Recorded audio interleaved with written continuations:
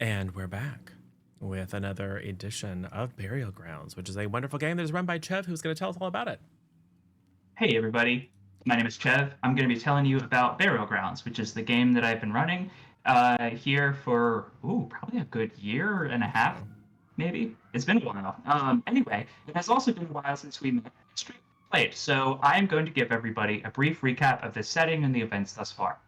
And then once we have gone through that, we'll go around and hear from everybody's characters, hear about everybody's characters. So, long ago, the world was broken, and then it slowly recovered.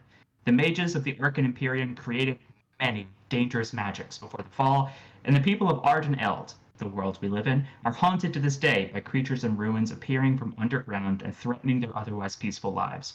The various folk of Arden Eld include the Elven Thrinn, the Orcish Throg, the myriad beast folk, and the water-dwelling Zixo. Some of them farm the land and sea, some travel the world as merchants, others maintain or explore the secrets of the past, and others are engaged in city building. All of them are threatened by the relics of the Imperium, and all are protected by the Icons, powerful adventurers blessed with extraordinary powers, delve into newly revealed dungeons and fight the threats within. Currently, our heroes are exploring a large, mysterious ruin that erupted from the ground recently. The most obvious feature is a square wall, a mile on a side, formed from enormous carven heads of various types of folk. All the carven heads bear unpleasant expressions of pain and fear. Most of the heads are a few dozen feet tall, but in the center of each side is a larger head, several hundred feet in size. At the center of the square is a large cube, 100 feet on a side. Over the course of the adventure, the party has entered two of the heads and found in one of them living quarters and another a library. In addition, they have activated two of the heads, resulting in powerful beams of energy shooting up from the sky and blocking off access to that head while it was active. Currently, a massive storm is brewing around the ruins, almost as though a hurricane is forming and the ruin lies in the eye. Our players, Kenzo, Morvins, Leos, and Shia, are exploring the ruins and interacting with the various factions. Leos has been discovering new abilities in her in their weapon. Kenzo has mastered the use of a type of strange glass coin found in the soil everywhere around the ruins. Also around the ruins, three major factions and small bands have taken up residence. To the east are the Bookers, a chronicle Suppression Team 4. It's unusual to see a band like this here, but their role is unique. They can't prevent anyone from interfering with the ruins. Their leader has asked the party to find agents and other factions and intermediaries to exploit the ruins. She has offered one of our players a bargain: keep the ruins inactive, and they will be placed in the Chronicle Tower of their choice. To the west are the Overgrowth, a band of Legio merchants. Their inner sanctum is protected by magical, fast-growing vines. Their leader tasked the party with assassinating the chief medic of the third faction, the Breakers, and gave Morvins a book to secretly place in the Bookers' headquarters. They have also been distributing propaganda accusing the Bookers of vile misdeeds, resulting in an unruly mob gathering inside their camp. To the north are the Stonebreakers, a band of churners. Churners are typically nomadic, but this group is behaving more like guilders than churners. City builders. Their leader, Koya, wants to settle down and use the ruins as a base of power to build a city. Their chief medic, an old friend of Koya's, thinks this is folly, agreed to be a traitor on behalf of the liaison to the Overgrowth and Bookers. She was not assassinated, but Koya is still hell-bent on building a settlement. Where we left off last time, the players were about to embark on an expedition. So for those of you who are not familiar with Icon, this is a 2d6 or several d6 Blitz in the Dark style game where you roll and you look for the highest dice that you roll, and that determines whether your actions are successful, moderately mixed successful, or unsuccessful. And each player has several skills that improve how many dice they roll. We are also, if you are familiar with Icon as a system, we are not using the tactical wargaming combat. We are doing a narrative only, just because this format of the stream doesn't lend itself well to wargaming tactical combat. So let's go around and hear from players about their characters. Who wants to go first? Chia does. I can go first. Start with Chia. Chia, tell us about yourself. Well, I'm Misha, Undergirl Lesson 3. who is playing Chia. Chia is a Thrin chronicler. So really all about that chronicle stuff. She is fairly attuned to magic. She is the outsider bond with some uh, relation to Earth kind of powers. Has a cool swizzle stick thing that she uses to cast all of her spells. Has crystals on it. Looks neat. She's also a giant nerd. Is on one hand super curious about what the heads they're exploring are. On the other hand, is super trusting of the chronicler group, the Bookers, and has been trying to translate their letter for some time. Finally, did. It said, "Don't activate any more heads." After she had already done that, so that was cool, and it kind of suggested that it'd be a disaster if any more or if all of them were activated, and if I helped them, it would really help her like career as a chronicler, for their hierarchy system based on researching and things of that like that. Out here in the Arkan experiment area. So anyway, she's been thinking about that while they're running off, probably to activate another head. Yes. As one does. Yeah, as you do. How about we hear from Leos? Hi, I'm Sin or Sinful _ potato here on this Twitch platform place. I play Leos or Lee, who has a Newfie accent, which player Sin keeps forgetting. So it's gonna be rough again. I do apologize. It is gonna be a fun time. Currently trying to romance Koya because why not? And I think also Marvin's is gonna try to also romance Koya and be a love rival. I think that's what was happening in the previous games. Other than that, pretty much just going along for the ride and also trying to learn more about my fire stick called Atlas that is old and cool and stuff. Yeah. Why? I'm Twilight, and I am playing Morvans. Morvans is a badger beastkin, which is like a beastkin but a badger. And Morvans is from the Churner culture, like the Stonebreakers. So these are people who go around ruins, following and providing services and that sort of thing near ruins where adventurers come. And this is a very strange. This is Morvans' first delve, but he's finding this a very heady experience so far. 0. Well, I mean, you've been lit on fire and almost died a bunch, so there's that. Yeah. So Kenzo is also a Thrin, which is kind of like an elf or a gelfling or something. We're still not entirely clear. And Chia thinks he has a tail for no reason. So like literally no one's paying attention. But Kenzo is the most famous adventurer that anyone has ever met. I mean, if you don't believe him, just ask him. And he's done everything. He's been everywhere. He is lacking nothing if you only count self-confidence. And is a pretty charming guy. And yeah, learn to talk to the creepy possessed coins who just say, leave, get out, this is terrible. It's like, thanks, we'll go in now. And has charmed some coins, charmed a big chunk of rock, and charmed a death plant. So everything's coming up Kenzo. Yeah. Kenzo. So, where we pick up, the party has gotten a fresh night's rest. it is a dawn. It is a busy dawn. As you all wake up, you can hear noises all around you. This is not a, slow, let the birds wake you up kind of morning. It is more of a, like, eventually the clinking and clanging of armor and the busyness of people preparing breakfast all around you. It just intrudes and makes it impossible to sleep. And as you all are rolling out of your tents, looking around you, trying to remember, okay, wait, yeah, that's what we're doing now.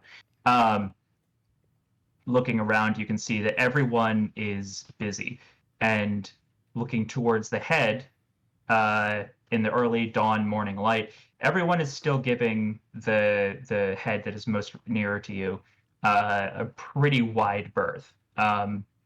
Y'all are, now that two of them have kind of turned into enormous beacons the size of skyscrapers, and they are still lit up and glowing about a mile to the south and west.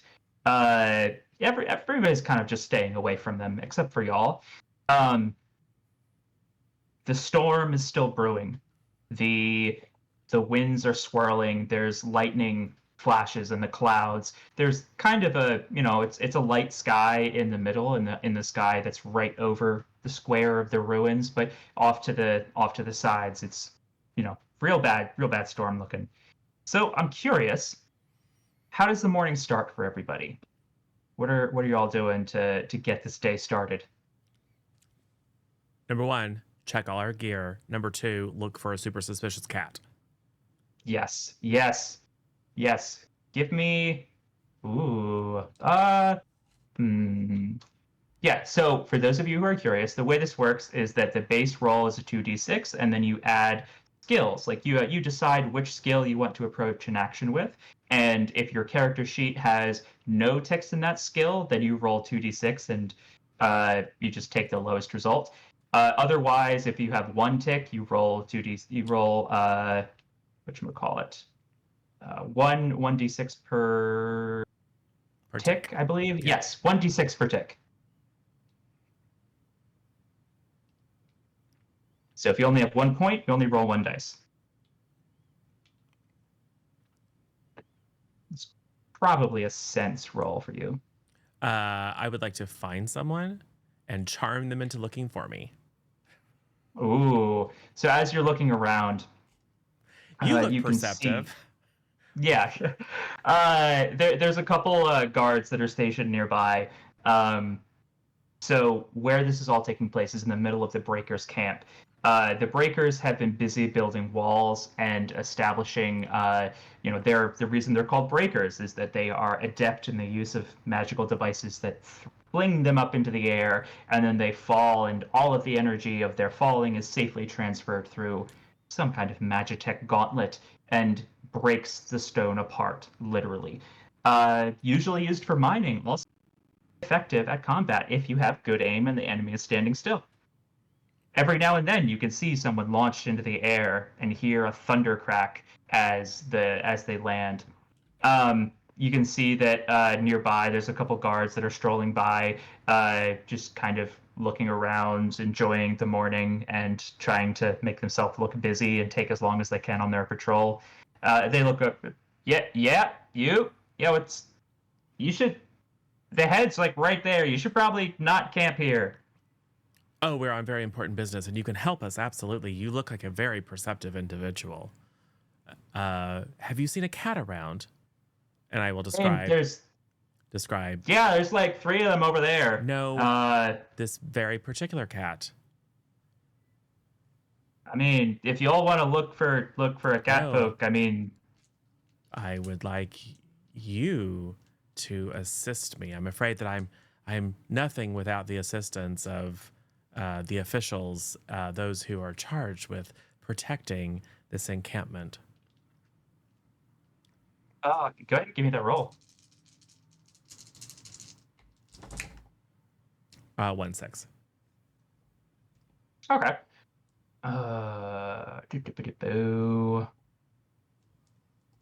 Check the 1 second. Yeah. Okay. He's looking. Oh, he's kind of so the person you're talking to is a frog folk, and Oh, he's just standing there. He's kind of like doing like a ribbit, kind of like he's expanding his throat and doing like a ribbit as he's thinking, and then eventually it looks like he's like, oh, okay, I'll look around for him. Now, did you said a cat?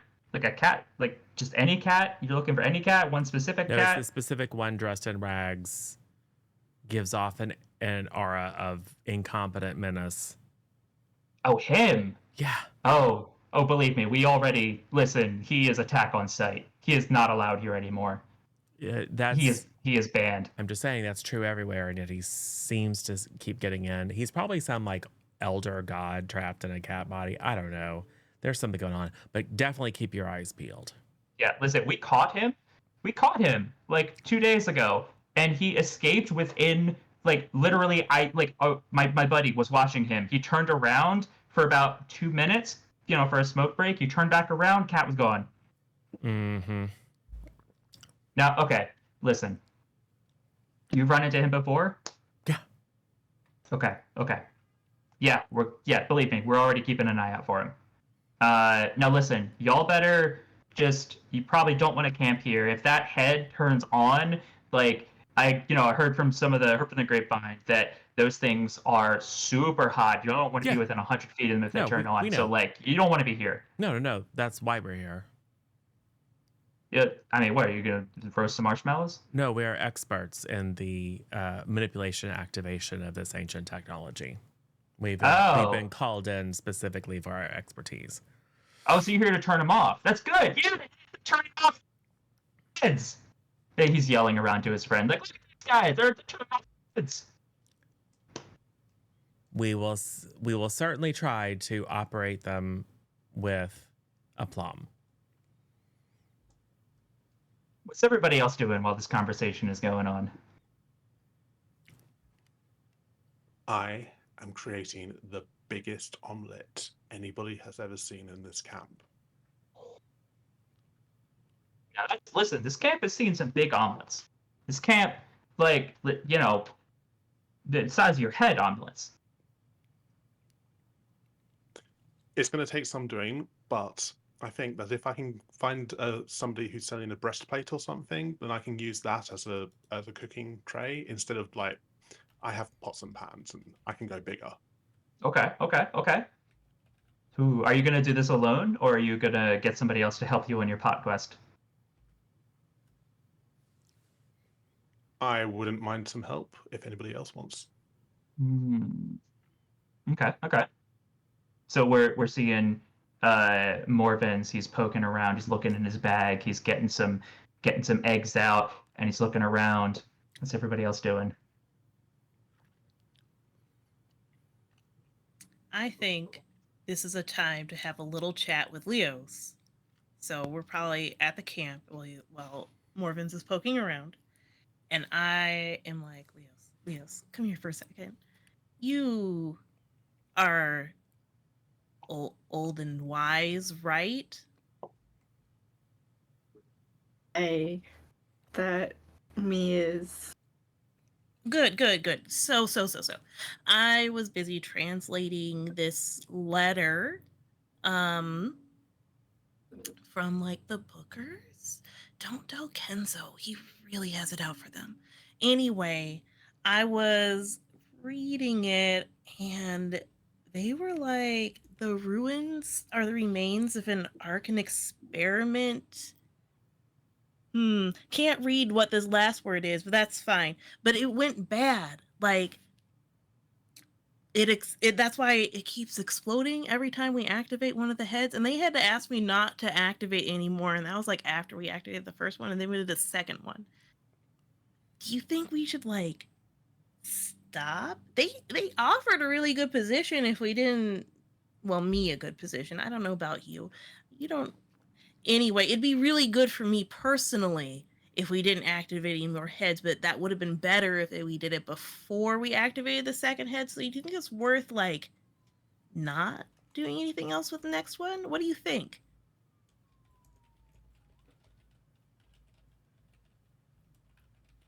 we should definitely activate the next head. Interesting. Why? Oh, we're already on this adventure of ours, and why not? Well, see, the reason why not is because they said it was bad, and it is because they explode. This is a new data point of information.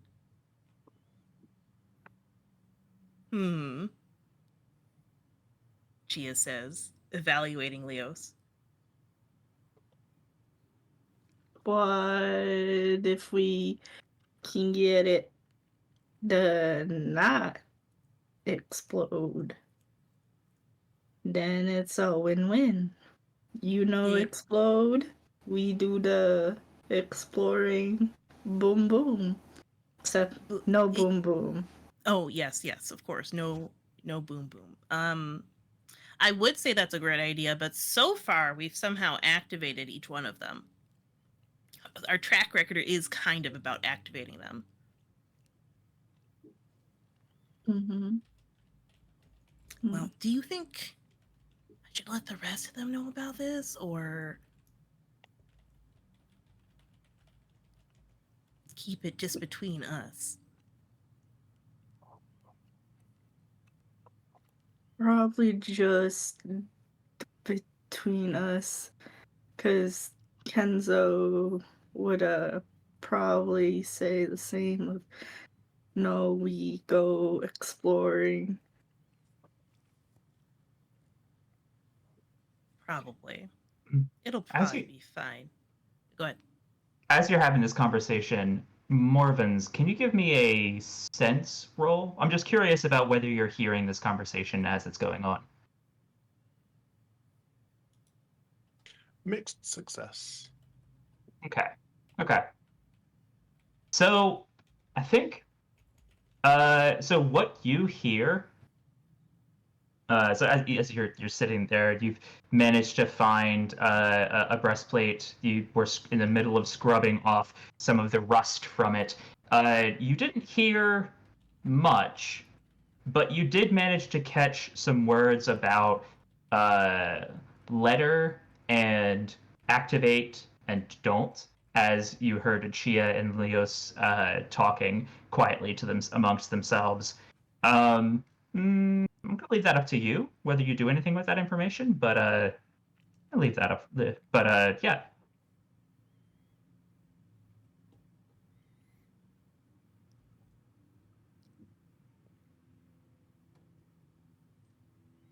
I'm going to wander over towards Chia and Leos.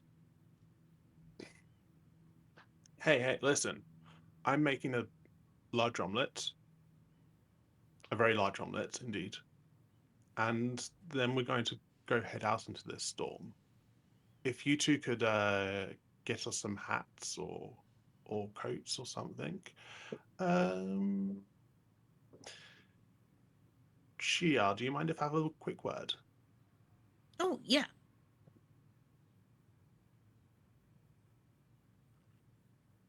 Look, Chia, I couldn't help but overhear that you and Leos talking a bit.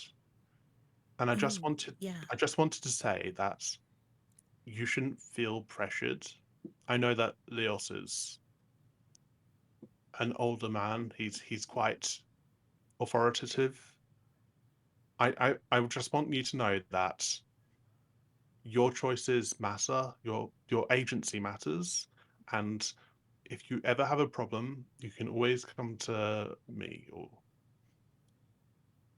well, probably not Kenzo, he's a bit flighty. But you can probably come to me for help. Oh, yeah, of course. I just thought, that Leos has a breadth of experience that not as many people have. He's It might, certainly yeah, he's driven. That's what he yeah, it is. might be driven to light fires, but I don't know. So an omelet? Is that what we've been No. looking around for? Like, you have your pan over there. Well, you see, if we're going to be going into these ruins and activating heads, we need our strength. We need energy. We need slow release energy that lasts all day, a good breakfast. So, biggest pan possible, biggest eggs possible. I'm thinking ostrich. And then we make it the Okay. largest omelette possible. Fill our boots, and then we can go in there, and if we need the energy to run from it suddenly lighting up, we'll have it. Yeah, that does sound good. Have you ever tried uh the the red spice? Here. Is red spice a booker thing or chronicler thing? Yeah, chronicler thing. Here, I'll reach into my bag and I'll pull out some of this. I'm like, if you just put a little bit onto your omelet, like the part you're eating, give you some immediate energy for the day. It really picks you up. And then you have the long lasting part of the omelet. It's great food that we always put on our stuff when we have a really big day of like studying or exploring or what have you. I poured the entire thing into the omelette mix. Oh, that's a lot. I hope this omelet's really big. We're going to need our energy. It's going to be great. Hey, I've just shared a unique cuisine with you, which means I gain a +1 die to set you up for the rest of the session. Ooh. Excellent. Were you sort of when you shared this unique cuisine, were you leaning towards spicy or drugs? Spicy, Gotcha. not drugs. This is not Chia's little helper. No. Yes, it was excellent. I think that is correct. So before we get started, does anybody else have any scenes they wanted to run or actions they wanted to undertake? None of our stuff is missing, right? None of your stuff is missing. Okay. Out of the corner of your eye, I think Kenzo, you do see. Ooh, yeah, like you see the frogman walk away and he's looking around and you're kind of following him. And it's the weirdest thing. You keep seeing a flash of rags out of the corner of your eyes. It seems like it's following the frogman. You know, it's here, it's behind a tent, it's behind a barrel over there. The frogman turns around because you try to direct his attention and you see, oh no, the head, the ears are poking down behind. It's clearly the cat is around and he's giving them a chase, but he's not molesting any of your stuff. All right, I'll burst back into the rest of the group. Well, that cat's still around.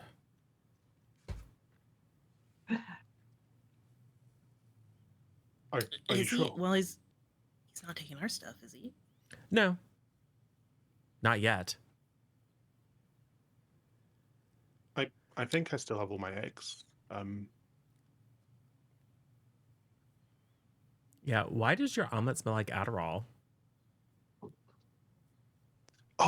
It's this great new this great new ingredient that she gave me. It's the small flakes of red something or other. It's It's the gonna be- red spice. Mm-hmm. We're great at naming things here at the Chroniclers. Yeah. Outsiders, I guess, actually, is where this is probably from. It's Chroniclers, yeah. you know, it's a blend of spices. It is you know, like a 5-spice almost. It's very descriptively named, not exactly named for the plant. It's a sort of melange of spices, if you will. Yeah, a spice melange. So it's a Booker thing? I think It's so. a chronicler thing. Yeah. Yeah. So But it's specifically from where I'm from, okay. the Bookers are from actually the 12th moon, so it's completely different. Okay. So it's like salt. No. like, oh, It it's- has some kick This to omelet's it, too you know? spicy. It's like, that's just salt. It's fine. If it was Misha, that's exactly what it would be. But it's chia, so it's actually spicy. So it's a hot dish, is what we're saying. Got it. Hottest Yeah, of yeah, dishes. yeah. It's like, oh, Okay. paprika. It's like, okay. So after y'all, we cut forward in time a little bit. Everyone is leaning back after this incredibly filling and delicious meal. The spice, the red spice, it gives it just enough piquancy that you can taste it. It's got this wonderful smoky flavor to it. It's one of the best omelets y'all have ever had. Morvins, you should be proud of this omelet. And suddenly eventually we the all time feel like comes. cleaning. You've got people who can clean for you. Okay. You leave out the dishes and Tally will steal them. Right. Little garbage cat. Anyway. So the day is starting up. The camp is getting even more busy. It is now time to embark. Yeah. So, I think for this expedition, don't think it's going to last long enough that y'all will need any short rests. So no, I say you'll have one short rest that you can do. You're not going to need more than that. Let me see. Expedition. So for those of you who are tuning in for the first time, this system is built around interludes and expeditions. So the idea is that you have a clear goal in mind when you set out on a dungeon dive or a ruin dive. So in this case, each one of you is probably going to have your own ambition, but generally I would characterize it as figure out what the mystery of the head is. What you do with that information is up to the individual characters in the moment, but generally figuring out what's going on with this little mini dungeon is the goal here. So as I said, you'll have one camp. Everybody should be starting with no strain, maximum effort, and maximum HP. HP is not important because that is a wargaming tactical combat side. Yes, if anybody has any burdens and has not removed their burdens, then that is something to keep in mind. Otherwise, we can get started. So, let me look at this. Nope, that's not it. That's not it. There we go. There we go. So this particular head is a Thrin head. You can some of the more enterprising folk around here have actually started using the shadows cast by the long pointy ears of this head as a rudimentary sundial, and they've flattened out a space of land. As you all are approaching it, you can see that where before the group had the breakers had been building a tower up against the side of it until some mysterious person decided to burn the whole thing down, and they decided to build their tower a little bit further away. Yeah, it might have been a badger folk. We can't say for sure. Nobody really saw. But the door is still visible, though. The rubble has been cleared out from in front of it, from the collapsed tower. As you all are approaching, you can feel the wind starting to kick up. Kenzo, from your one of your pockets, there is a little bit, like just the faintest edge of hearing. You can hear the tinkle of some of the glass coins as they rattle against each other, and it's almost the tinkle itself almost seems like it's repeating that leave just in your pocket the closer that you get. As you all are walking forwards, you can see that the head itself is lit up now. Where before it was completely dark inside, and you had to use torches or light sources or just magics to light the way. You can see that now with two heads activated, there are faint glowing traces and filigrees running along the top and the bottom of each of the walls on the inside.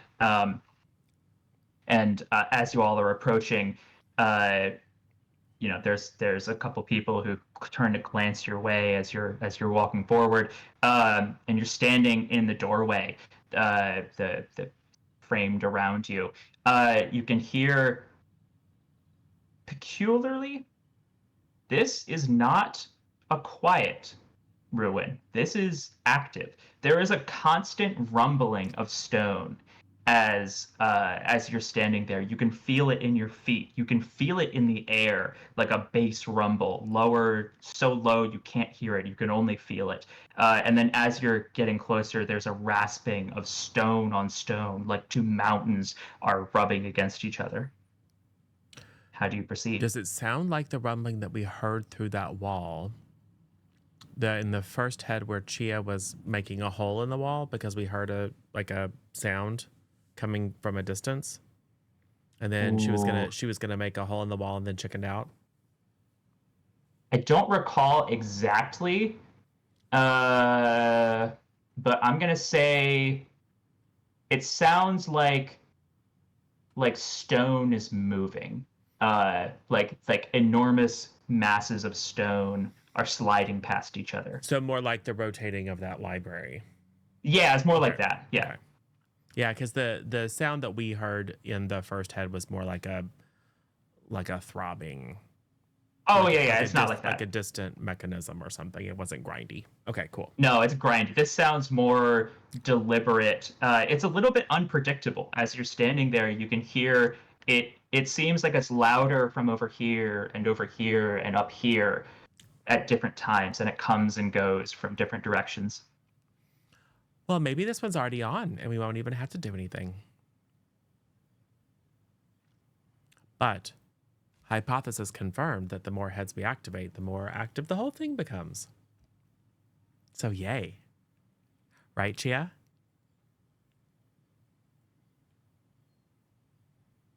Right. Yay. I mean, As long as more we're here. chances to figure out how the whole thing works and what's going on. Well, last time we encountered the Guardian from these places, they emerged from the alcoves, didn't they? Giant panther thing. So we have to be careful about that.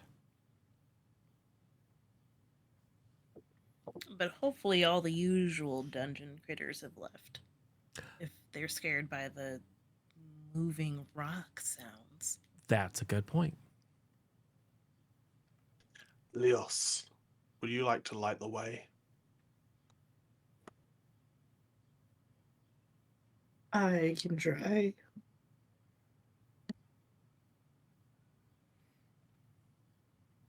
What do you do, Leos?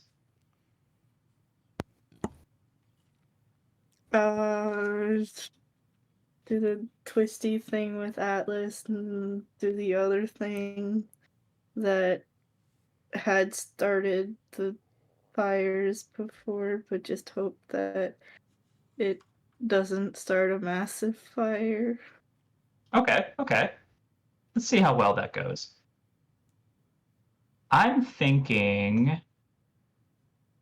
Ooh, actually, yeah. So this is going to be... Ooh, give me a 2d6, just kind of a luck roll. Because it's not a question of, can you do this or not, to rely on a skill. I'm just kind of curious about an element of luck here. Is the spear pointing at us when you use the pump action? I know. I mean, some of us definitely stand way back as soon as the giant thing starts swinging around. 2 3s, so it's a 6. Okay, so for 2 3s, ooh, I'm gonna say it works. Yeah. Okay, so it does work. As you're standing there, you give it the twist. It's like inspiration strikes you. You give it a flourish, like you twirl it around, like somebody is on the parade grounds with a practicing routine. And as you twist it and you're swinging it around, all of a sudden the lights that are lining up the inside of the ruins they all start to glow even more powerfully for a brief second. And at the same moment, there is this large gout of fire that spurts out of Atlas. And it's blowing and it's not stopping. It's like a flamethrower 10 feet coming out of the top of Atlas, just in your hands as you're waving it around. Everybody. Ooh, was everybody standing back? Was anybody standing like right next to Leos as they were doing this? Nah. Yeah, as soon as it came out, I think Kenzo for sure hopped back and probably was like, Chia maybe like had your head down in a notebook. It's like, you're very flammable. That's all I'm saying. Okay. There's so the flames, they don't strike any of you, but they do manage to strike a small pile of crates and barrels that have been set up to the side. There's a shriek, and you can see that there's a smell of wet burnt hair that suddenly comes up, and you hear a scurry as a pile of rags seems to run away. Oopsie. Poor Tally. And there's a moment you just like Leah's eventually you figure out like how to get it back pointed in a safe direction, but this time Atlas is burning up so hard that it's almost burning your hands as you get it, but you do eventually manage to get it turned off. Go ahead and take 1 strain.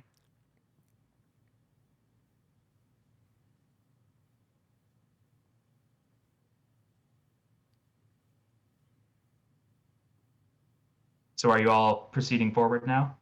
Leos is in the lead, and we move slowly, a bit like in Aliens when they move into the reactor room with the flamethrower. Yeah. As you're going forward, Bloop. Bloop. moving forward, Bloop. you can see that this They're in is the room, man. Go ahead. we gotta nuke this ruin from orbit. Yep. It is, as you're going in, this looks less decorative than the other ruins you've been in. So you can see before you a rough-hewn stone corridor. It's not, it's smoothed, but it's not like I mean it's relatively flat, but it's not like smooth. It's not decorated. It is almost like somebody just wanted the basic functionality of a corridor. And here and there along the edges are what look like small alcoves. Some of them are little more than a small place to kneel. Some of the others are a cot or a little bench that's set into the wall. It looks like, if you've ever seen a monastery before, actually, yeah, Chia, you probably would recognize at least like some of the general architecture. This reminds you of a monastery. As you all are moving forward, you can't hear your footsteps. It's the grinding is louder here, and as you're walking forward, there is a moment where you're about 30 feet into the corridor, and there is a sudden moment. It's like everything stops, and then the grinding stops, the rumbling stops, and then it starts up again right under your feet. You can feel that the rumbling now is right on top of you. What do you do? Leap out of the way in case the floor opens up and a big slap chop is revealed. Mm-hmm. Okay. Are you leaping forward? I think unless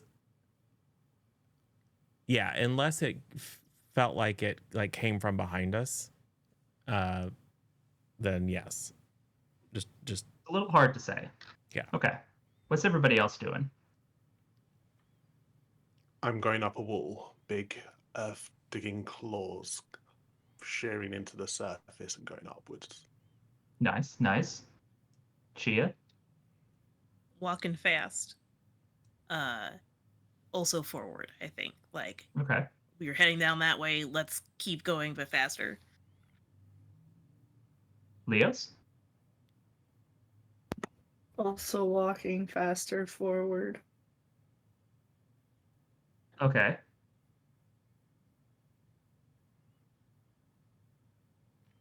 Well, if I see them going forward, then I'm probably going forward too. My instinct was to leap back, but as soon as they start moving forward, then Okay. forward one-handed handspring. You know, Okay. some wushu I'm using nonsense. that Major Bane that Cat How Dad dare gifted you. me. Thank Cat you. Dad. Thank you, Cat Dad.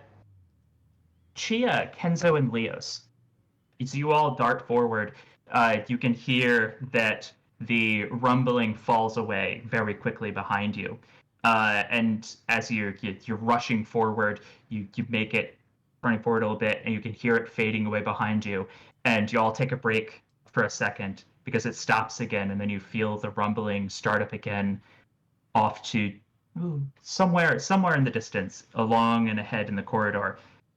You look back. There is no corridor behind you. It's a piece of solid wall. Morvins, as you were clinging, everyone else rushed forward, and you decided to go up the wall and scamper up the wall. You didn't realize it at first, but the wall was turning, and it was like a section of the wall just kind of shifted 90 degrees and rotated. And you can see before you, the rumbling is starting up. You can't hear where it's coming from, but you can see there's empty corridor now to your left and right. No sign of your companions. What do you do? Well, I do have a lantern of my own, so I'm going to light that up. And then I'm going to quickly inspect this wall just to make sure that it doesn't have an activation mechanism right next to me. Okay. Ooh. So are you looking for like a control or something like that? Yeah, something obvious, right? This was, Okay. after all, a facility built by people. Okay. Go ahead and give me whichever ability you're thinking of using. I guess that would be sense. Okay.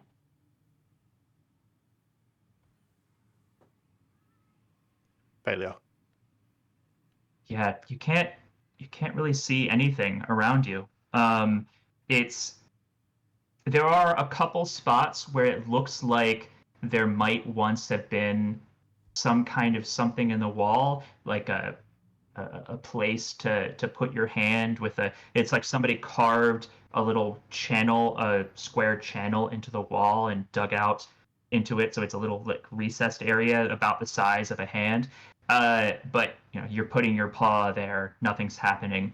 There's a little the faint light is lighting up the square as well, but it's not reacting when you put your hand there.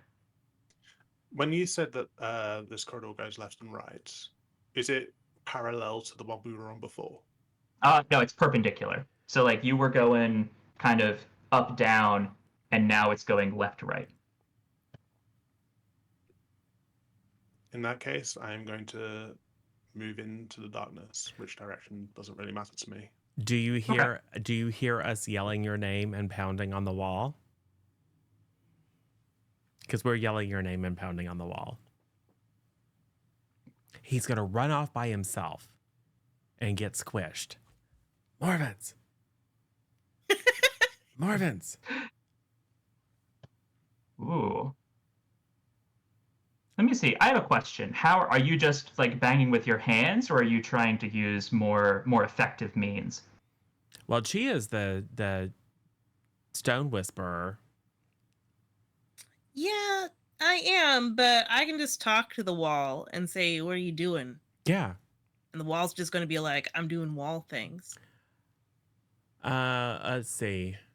I think, yeah. Is what I assume will happen if I talk to a wall. Yeah. Well, You can always try. get ready to talk to that wall. If if a couple of whacks don't get a response, I might make a little bit of a thunderclap. Okay. Little kaboom.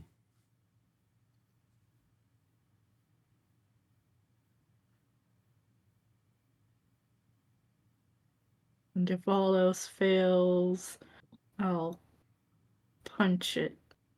Yeah. Nice. Cool. So, okay. I'm gonna say that whatever y'all want to do. Let's do this as a to have you all help each other out with this. Sorry, I'm just looking up.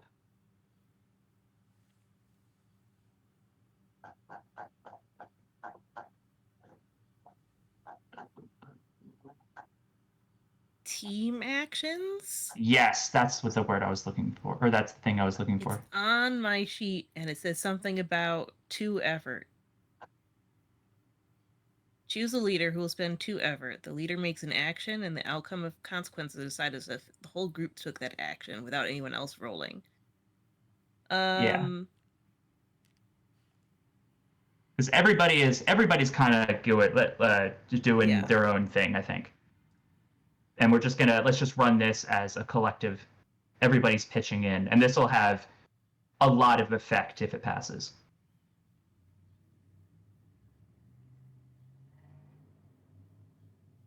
So who's going to lead the effort? I think it sounds like Chia was going to go first. Sure. Love leading efforts. I am doing something at the wall. I think I will sense where's the best place to do a thunderclap or something like that. Like, is the wall weaker here? What would carry more? This part seems more hollow than over there. Yeah. With magic stuff. You're touching the wall. You're getting a feeling. You're tippy tapping. You're feeling the echoes with your senses.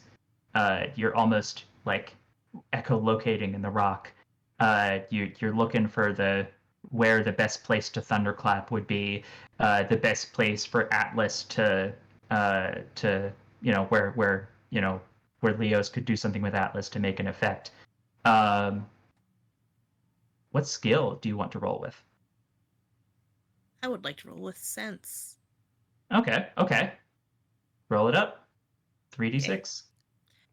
Is this setting someone up, or is this a bunch of individual actions? So this would be a group action where basically you're rolling for the whole group at once. Do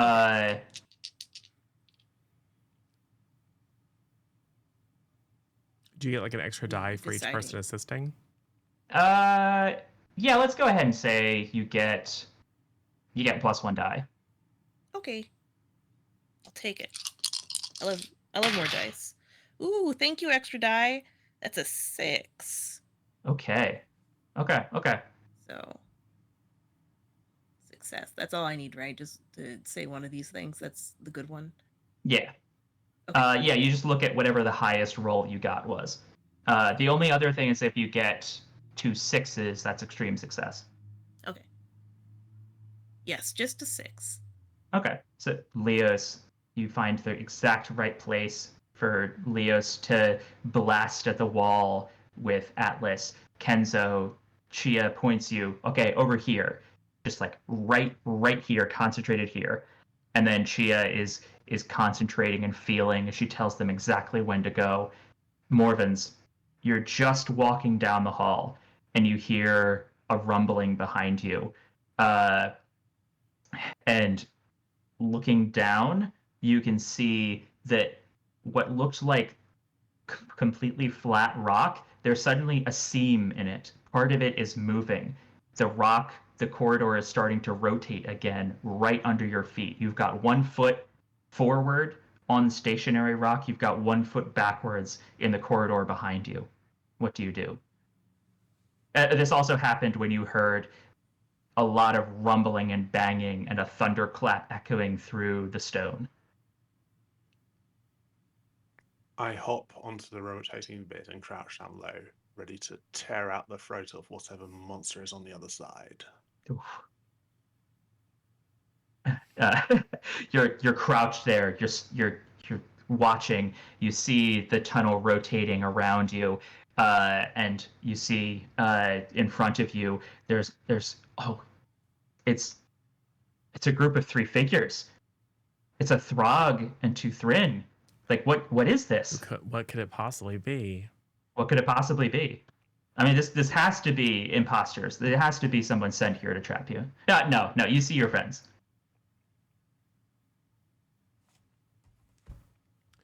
Were you There's just gonna a wander off? passage. There's a passage on the other side. Well, yeah. Well, you should wait for So us, like though.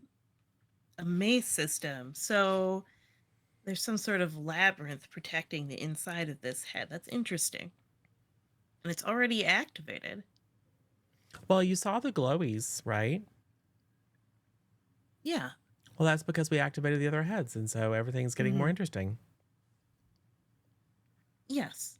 It is more interesting. Mhm. You're right, Morphins?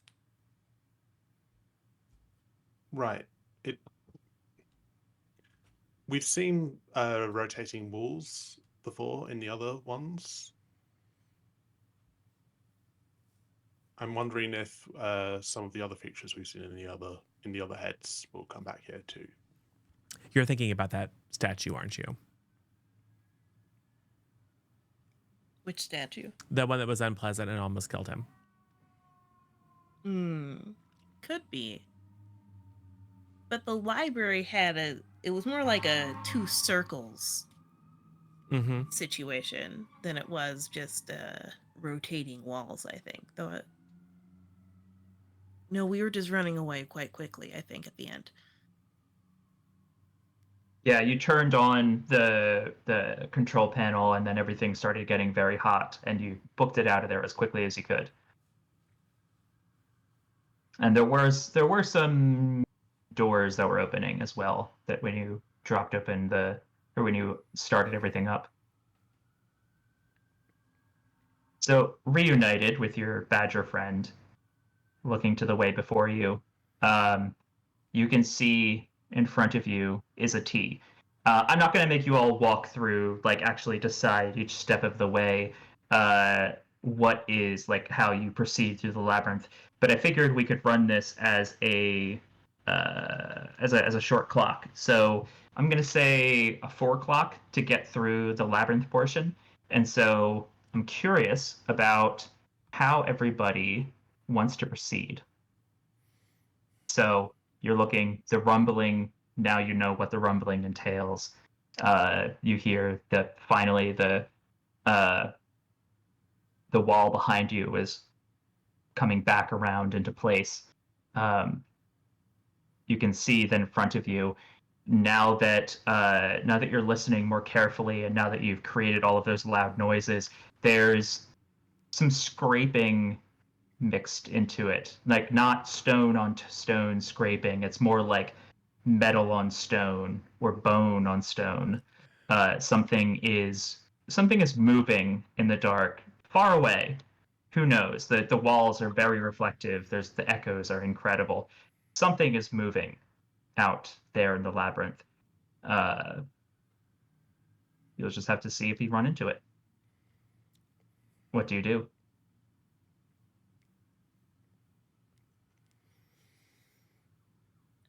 Chia is definitely got her notebook out. She is drawing notes, figuring out which way they turn. Probably doing the like, well, let's go this way, map it out, see where if we can tell where it's rotating. That's kind of her MO for this. Okay. Morphins? Okay. Oh, sorry. Go ahead, Kenzo. Okay. Morphins, how about you? Leos, if you use Atlas to mark the walls themselves as they rotate, draw a big birdie next to them, then while you're turning and looking at those, I'll keep my eyes out on the corridor. Sounds like a plan.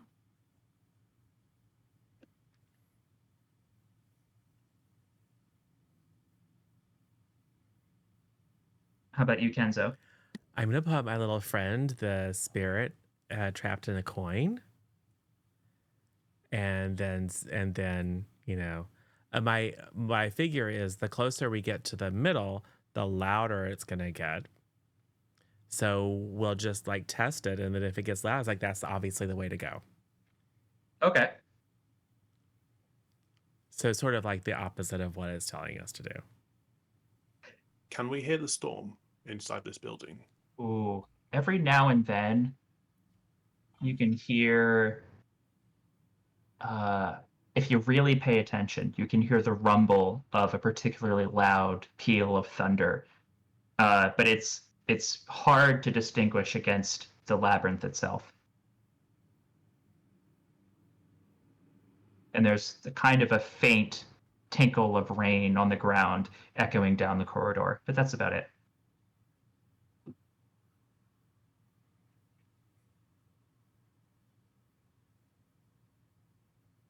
So as you progress forward, oh, sorry, Leos. Yep. Okay. As you're progressing forward,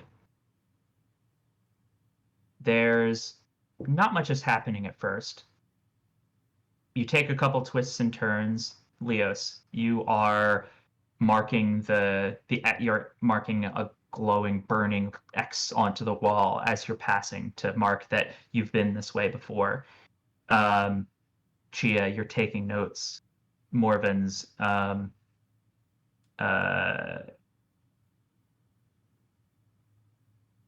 you are like, I guess, are you like helping the others out with what they're doing, or? I'm doing security. Got it. In Kenzo, you are, walking back and forth, listening to the coins, pushing them forward. You come up to an intersection.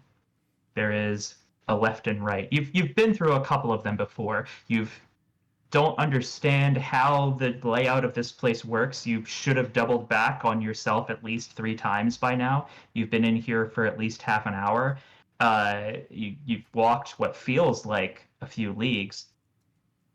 But as you are making your way through, your coins are telling you, all of your things are telling you that you're making progress. You haven't yet doubled back on yourself, but you can, you tested it a couple times. You can walk backwards along the way you came and find either a stone wall showing that a piece of the corridor rotated, or just a marking. This intersection is different, though. It's darker than normal, and it's darker in a way that is flickering.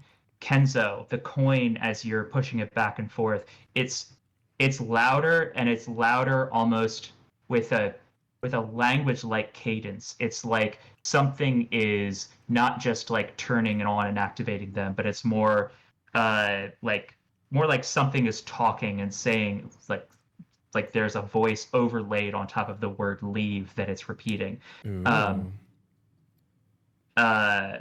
then Chia, as you're marking it down, you realize that I'm not going to say that.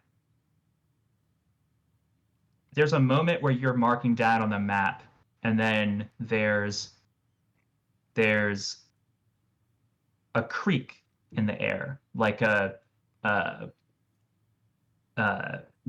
twig snapping almost, but it's more like like the clink of pieces of metal coming together. And Morvens, you hear it first and most clearly because you're the one who is, you're not focused on marking the way or keeping track of your records, so you hear it first. It's like armor clanging together. And as you're coming around the corner, you can see there's a sickly green glow coming from around the corner ahead of you.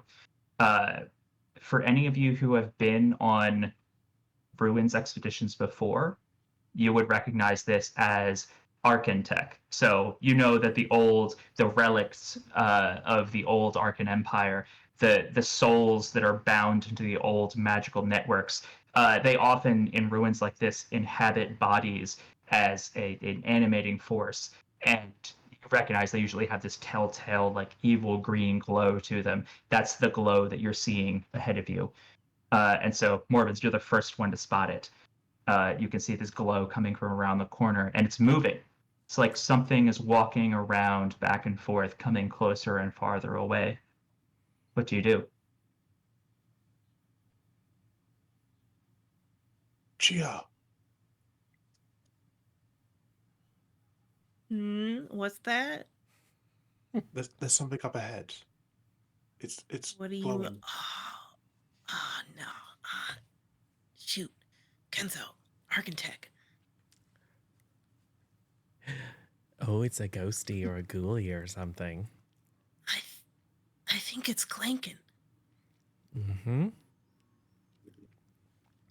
Does the attenuation of the voice from the coin can it correspond to as it gets closer and further away? Absolutely, it does. And obviously louder when it gets closer. Yeah, and the lights around you dim more the closer it gets. It's almost like it's taking energy from the walls around it. Root of it. I am stowing the notebook and making sure I have out the swizzle stick. Well, maybe we make friends. Clearly it wants us to power this place up so we can have more energy.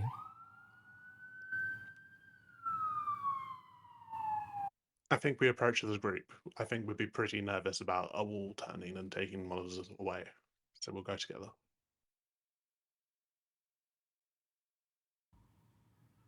I mean, maybe a wall will turn and take us away. That'd be convenient. You could try to convince the walls to create a safe passage around it. I wonder if the walls can turn near it. If Oh. I asked the walls if they could turn for us. Oh, okay. Give me a roll for that. Gosh, I'm not very charming. I don't know what walls would like, but this is asking the walls a direct question, so Let me see. So, are you using I have earth speech, which means you have normal effect while you're talking with them. Okay. So you can speak and understand something unusual is what the skill is, or rather what the bond power is. Okay. So I assume I'm just straight up just like, yo, can you turn? And not very charming. Okay. Unless there's another skill that would make more sense. Yep. Sorry, 1 second. I am looking for... Oh, that is very powerful. Yeah. That is, you just straight up get to do it. I can talk to things, yeah. I mean, Yeah, I assume the rocks kind of vibe at me back, but you know. Yeah. So, describe what this looks like. I mean, it probably looks a little... I think that Chia reaches out and like touches the wall and isn't saying anything out loud, but I assume she has a lot of like runes on her body that activate when she does magic, and I think they start glowing when she does this kind of thing. Okay. So the runes on Chia's skin are starting to glow. It's almost suddenly like blinding white with how suddenly it starts up in this near pitch blackness. I'm picturing there's like a little bit of a special kind of tapping procedure that Chia does to part of what rocks understand is vibrations. So I think you said this already. What are you asking? Or I'm asking if this part of the wall can rotate away from the guy who's coming for us. Okay. The what you can see, so it's like you're talking to, like, there's a sense of deja vu almost. It's like you're talking to one of the elders back at the tower where you were trained. That, not the people who are actually like running all the classes and involved in the day-to-day, but kind of the old fart kind of guys who Like they just they've got almost like sinecures almost. They're running the library, or they're the quartermaster or something, but they mostly just spend half the day asleep and smoking some tobacco and enjoying their monastery retirement. It's like talking to them, where the stones are like half asleep and not they answer you. It comes back to you. It's a very old stone. It's like, again, like talking to someone who has been alive for longer than you can imagine. And it's turn, yes, turn. Ooh. I can turn. Could you do it now? Not now. Too Why tired. Too not? tired. You need energy? Energy. As you say that, the lights dim even more, but the message that you're getting is like stronger, like it's using what little energy it has to say, yes, energy, please. Cool. And then the lights come back on a little bit more. Yes, that would be nice. It's probably fine. If we want the wall to turn, we can give it some energy, I say to the gang. And I guess I probably have energy. I would like to remove from my bag a slice of omelette Okay. and hand it to Chia. One of my abilities is to hand over effort, but unless Chia wants it to be set up instead. No, that's fine. I appreciate the imagery. What's more funny is that Chia might just hold the omelet and then use that omelet energy directly into the wall instead of eating it herself, because that is a funny idea to have a spell focus component of omelet. But also big omelet with little flakes Big of omelet. rust still in it. Yeah. Okay. Go ahead and roll that up. And you get extra, so you're spending effort, or you're getting a boon on your action from Morvins. So you get whatever Yeah. skill you choose, you roll one more dice than you would otherwise. Okay.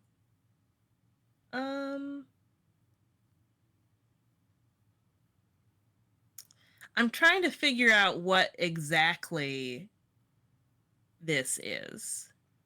Okay.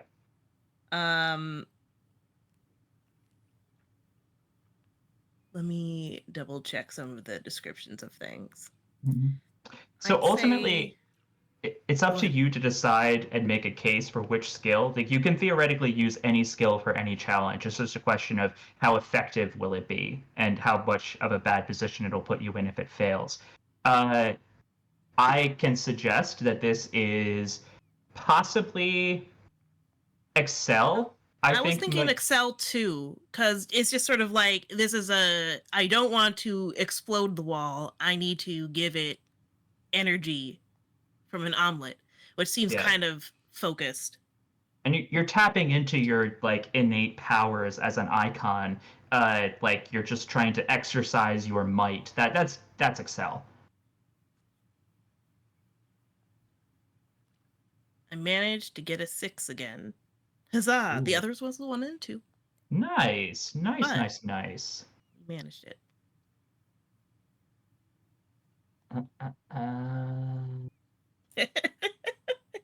An Excel move. Very good. Very good, Twy. Yeah. 1 second. I'm gonna say, yeah. Okay.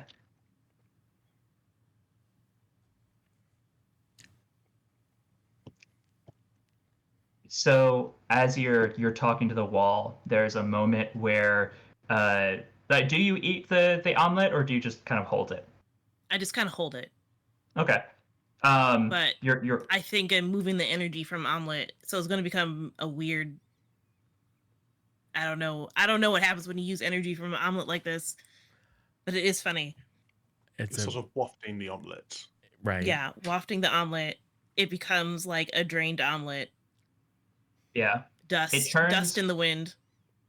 It's a little hard to say. It's like it's in your hand as you're holding it, and there's like a glow that comes off of it and floats towards the wall. And in your hand, it's like it's turning into ash and dust and just kind of falling like sand out of your hand. Like it's basically like end of the Infinity War or whatever, where everybody's getting poofed. You just kind of finger snapped or Thanos snapped the omelet. And as that happens, you can feel like there's a brief moment where the last thing that you hear from the wall is yes, yes, energy, and it all like as it says energy, you the lights on the wall, everything is blazing bright. Your eyes are adjusted for the darkness, so it's not actually that bright, but it's like suddenly it feels like daylight for a second. You can hear around the corner that there is like there's a sudden shrieking and a clamor as the relics around the corner are like rushing forward, but it's too late. The wall is already turning, and you can hear there's a crumbling and smashing. One of them gets caught between the wall as it's turning, and you can feel it rumbling under your feet. And as it stops, the wall is like, yes, more, please, more, please. I sorry, we're fresh out of omelet, but thank you. No energy. No, I yes, give energy. Not this is not enough. Why isn't it not enough? Not not enough. The lights are starting to fade down again. Okay, It's not I enough. remove my hand and think. I think it again and remove my hand. I'm done with this conversation.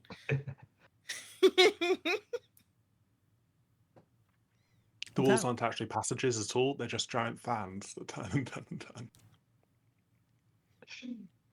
Well, that worked very well. Yeah, I think so, but we should probably move before it gets more energy and goes again. Yeah. As you all move forward, some more time goes by.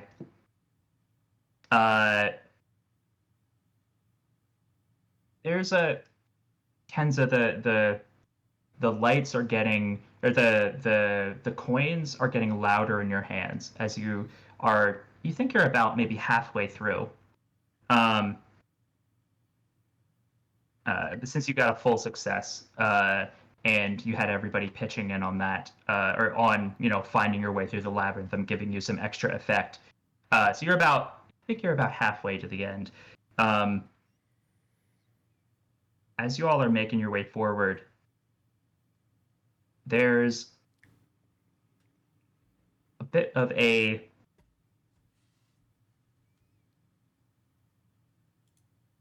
ticking noise almost. It's faint as you're walking along. It's like somebody is trying to match your footsteps, but they're not doing quite a good job. Does it sound like cat claws on tile floors? It does. It's like a click. It's like a it's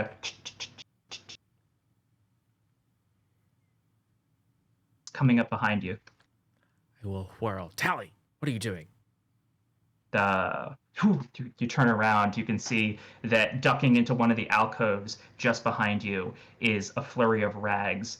Kenzo turns around quick and sees it. Morvins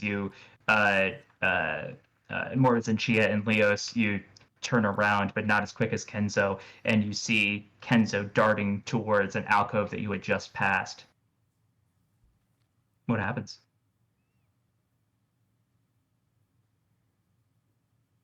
We pursue Kenzo, pursuing Tally. You can see Kenzo. You can see that there's a small voice of like, no, don't leave Tally alone. And you can see that there's a small figure that is running backwards out of the alcove and scrambling around. It runs across from one alcove to the other side. It runs across again. It's trying to confuse you. At one point, you see that there's a bundle of rags that kind of just falls out of one of the alcoves, and then you see another figure just jump across at ceiling height, like just scampering across the ceiling, trying to distract you by getting rid of some of its clothes. It's a little bit hard to follow. So it's a Scooby-Doo hallway is what you're saying. It's it's effective. It's like looking at a Scooby-Doo hallway. It's Great. just Tally is moving very quickly, but yeah. Tally is Scooby-Dooing. Can I just reach out and attempt to grab? You absolutely can.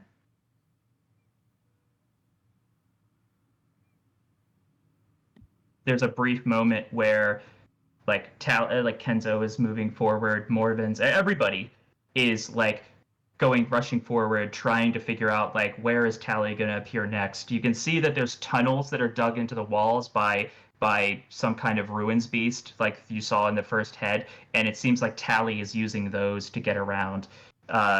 And Leos, you think that you can see the neck. You think you've identified. Yes, that's the tunnel he's going to come out of next. And you stand there waiting. I assume... Ooh, what skill do you want to use for this?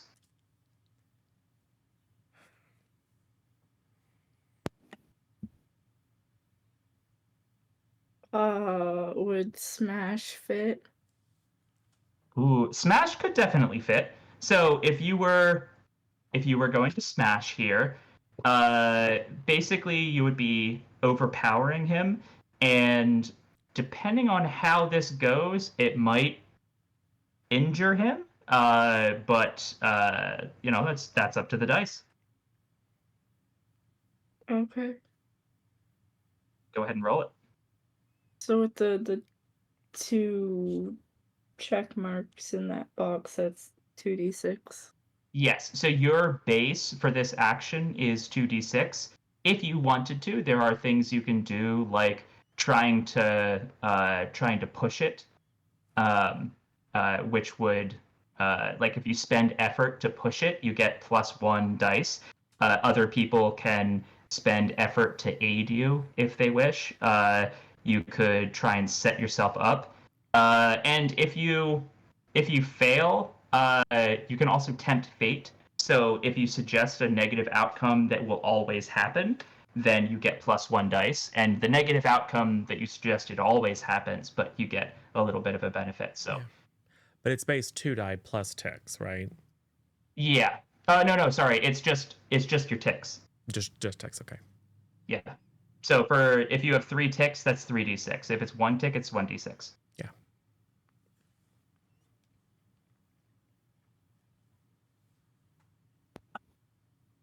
That's 1 5. Okay. So, for a 5, and a 5 is, it's successful at a cost. So, you are successful. You're kind of braced there. Tell us about how you catch. This cat is about to come barreling out of this tunnel and try to run across it. You're standing there trying to catch it. Tell me what happens. So the minute something moves, just big, strong, like punch forward. Ooh, okay. As you punch forward, you hear a scrabbling of claws on the rock as it's rushing forward, and you time it just right, and you smash down with your fist, and there is an enormous yowl as your fist strikes Tally. And as this happens, you see Tally just kind of like and just grabs onto your hand, and he is like digging his claws in. and grabbing and just he is gripped on. It feels like you would have to like tear skin to get him off of your hand. Go ahead and take take one strain.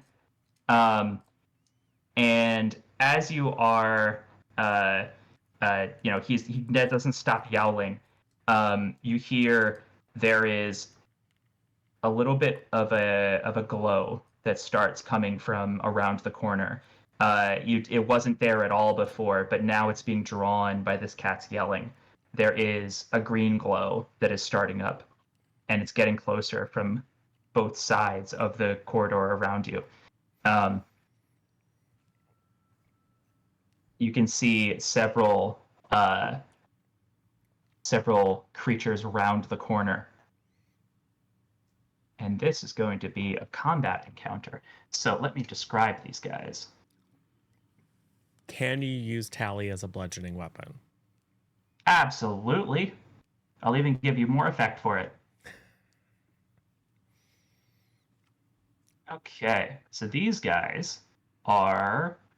Oh, I'm just going to open this PDF here because... Sorry, I'm working off of 2 computers right now, and it is a little bit confusing which keyboard goes with which computer. Okay.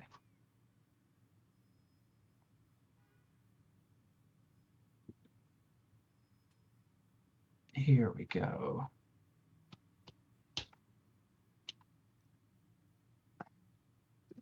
Okay. And then this, nope, comes here. And then here we go. So they look like, I'm going to throw this into the chat so you can all see. Oh, that's the wrong. There we go. And I'm also going to throw this if anybody else in regular chat is curious what these guys look like. They are, it's, come on. There we go. So it is like somebody constructed a, they took like a green mannequin and kind of put armor onto it. It's got this glow, its skin is glowing. It's got this curved hooked blade on it. There is one in front of you and one behind. The eyes are glowing, and as it advances, you can see that its mouth is chattering, and you can hear this faint voice as it's coming towards you. Raising its short sword and shield, and all it's doing is saying, "Leave now." Well, Wow, it's like they really don't want us to be here. Yep. What happens next? so how many? 2. One in front and one behind.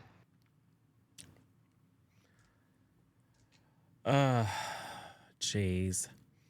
So, I think the problem is that more of them are going to come because Tally is all being all whatever. But I don't know, Morvins, you're pretty combat capable, right?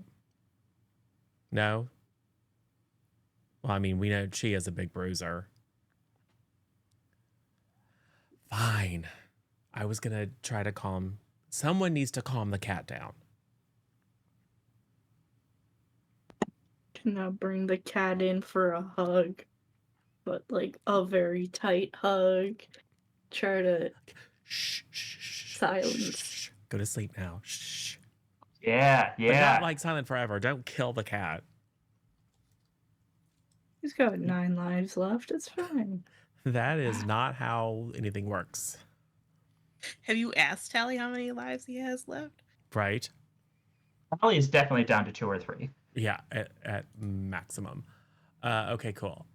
So I have cool things that I can do.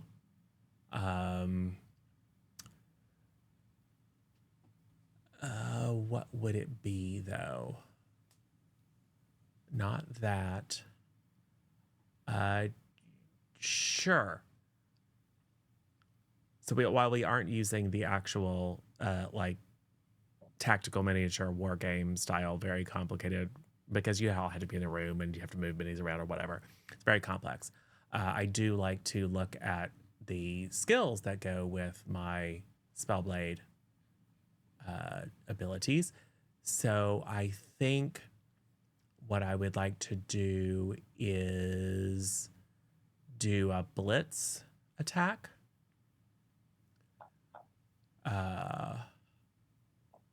I've done blitz attack before.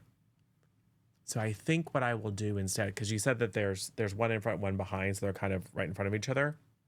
Correct. I will pull out or manifest my sparking blades of lightning energy.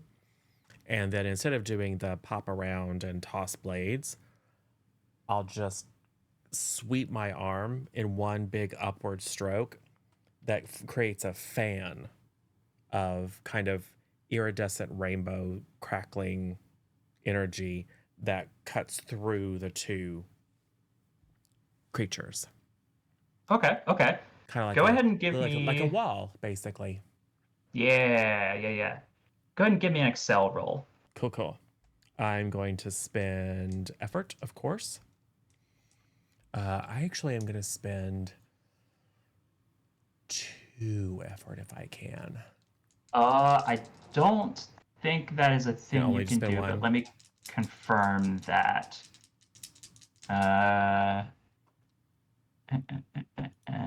Gaining dice.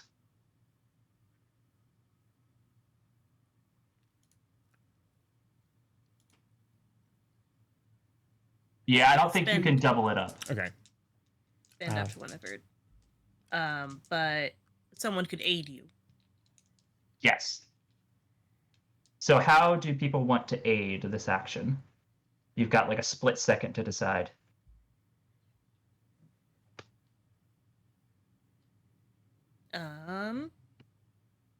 I will sense what would be where a good place. Like, I can probably feel you gathering up magic to do magic things. Yeah.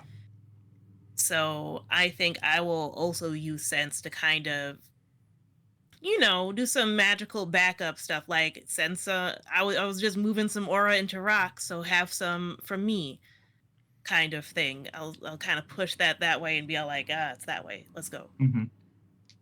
Cool. Okay. So cool. I get Spend your extra efforts. die when I set characters up. So let me roll this. Good.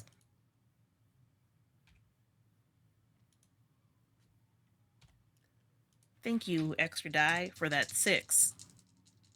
So I give you an extra die. Oh, awesome. So you roll to see if you can add it? Oh, I think you just spend effort to do it, right? Or is that your class ability? Well, let's see. I get a die to set characters up. I rolled to set you up, so that's something. Let me you look just again. rolled to set me up, and if you succeed, I get a die? Let's see. I can make an action roll to set up another character. Nice. Which is different than spending effort. Which is different than spending effort. It is. I thought I'd do that since it seemed like something I do. And you got a 6? Oh, yeah. So it works just that's your special ability. Okay, yes. Yeah, my special ability gets an extra die when I'm doing a setup roll. Cool. Nice. Oh, that's handy, because you don't have to rely on your effort pool then. A 1 yes. and a 2 and a 6 and a 6. Which means everyone regains up to 2 effort. Really? Yeah. Nice. Wow. I feel so invigorated by helping you. Because every time I get a crit on a sneak, excel, or a charm, everyone who witnesses it gets, everyone in my party, a friend, gets 2 effort back. Cool. Go ahead and describe what this looks like. Well, so the ability is called Bifrost, so it's basically because all my stuff is kind of like Odin kind of themed, Odin and Thor themed. So it's this cascading aurora of energy that strikes through them and interacts in a destructive way with the green eldritch architect energy, and starts to because that's all like very monotonal, and just like little bits and sparks of color start to leach into them, disrupting that green and turning it into kind of like a sort of situation, a little bit of a disco ball. Yeah, Sandstorm starts playing.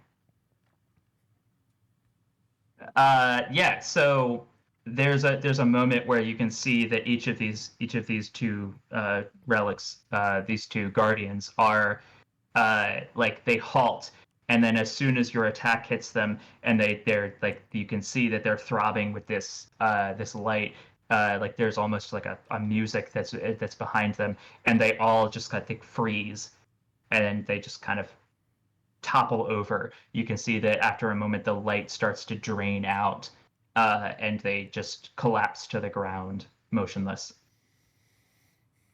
The walls around you, Chia, they're almost shouting now. They're saying, like, after Kenzo released that energy, they're saying, yes, yes, come, give us more, please. You can feel it through your feet without even having to touch the walls. Yeah. Upsetting to me personally. Usually Stone's a lot more quiet, doesn't usually speak unless spoken to. Yeah. It's had a lot of time to learn. Morbins and Leos. What's going on with you two?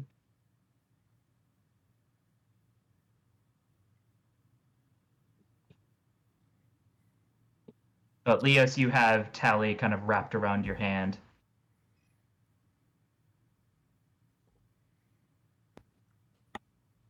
Giving Tally the hug of life. Yeah, just trying to put him to sleep so he's quiet. You're just kind of clamping your hand over his mouth, just be like, calm down, calm down. I whirled around just in time to see this dance situation go off, which was very inspiring. And these two creatures just collapsed, and I'm going to head over there and make sure they're dead. I'm going to take a look at what this architect stuff looks like. Ooh, okay. Are you, like, investigating, or are you just kind of quietly observing? I'm going to investigate. I'm going to get down and poke with my claws or fingers or whatever. Okay. More important, do you Ooh. pause for a moment and give a little bit of a raise the roof? Absolutely. Okay, good. Yeah. And then you pause and you touch with your paws. As I'm pulling some pieces off, I'm going. Yeah, you can see that there's like it takes a little bit of doing, and eventually you grab it, and it's like it's well made. It's pretty, like, you're pulling pieces of armor off. It's like it's not in great shape, but it once was fine armor. This was clearly, like, these constructs were created with a lot of time and effort and care. Now they have become something monstrous, but you can tell just as you're poking around, like, oh, these were once, like, very, very important creatures, or valued creatures, I mean.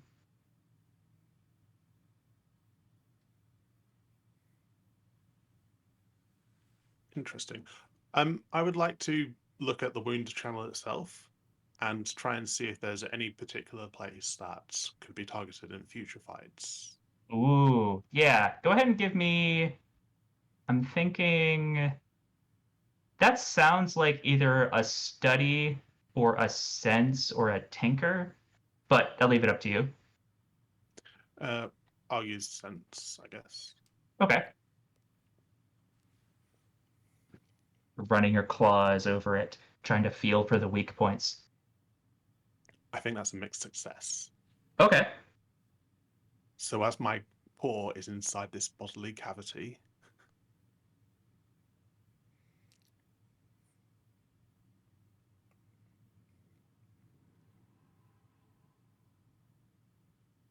you've been eaten the most out of all of our characters. Like It's a happened lot. more than once, I think. Yeah. There's yeah, you've got your hand kind of like halfway down its throat as you're kind of like you're sensing around, you're trying to feel it from the inside. And there is, I'm gonna say that Leos was probably like taking a moment to care for Atlas, and there's a little bit of a slip as Leos's hand like kind of just turns a little bit more than it was meant to. There's a little puff of flame that comes out, and everything around you, the walls start to glow a little bit. You can see that there's a flicker in the eyes and on the skin of the construct that you're investigating, and you feel that like just for a moment the jaws clamp down on your arm, and they clamp shut. Go ahead and take 1 strain, and currently you are stuck with a hand inside of this creature. Great. Just gonna sort of limp back towards the group, dragging this entire carcass on the end of my hand. Right. Is that the same arm that got eaten by the centipede? Probably. Absolutely.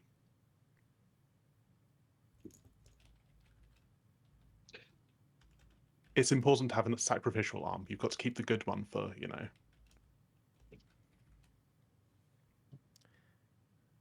No, that doesn't make any sense. You can't exactly grow these back. Right? Yeah. So there's it takes a little bit. It takes a couple of minutes before you're able to get Morven's hand extricated, but eventually you do manage to get it out. The way on from there is not very eventful. There's a couple twists and turns. You're able to use your skills you've already identified to get out, and eventually you enter. You finally think you're coming to the end. You have one last thing, Leos. You've marked dozens now of rooms that you've passed through, or passages that you passed through. Chia, you've filled up several pages of notes. Morvens, you are, you're kind of bandaging yourself. You're getting yourself back. Kenzo, the coins, you barely even need to take them out anymore. You can just kind of hear them from in your pocket. And eventually you come through into the final room. It is enormous. In the center it looks like a coffin, but it is larger than any coffin you've ever seen. It is about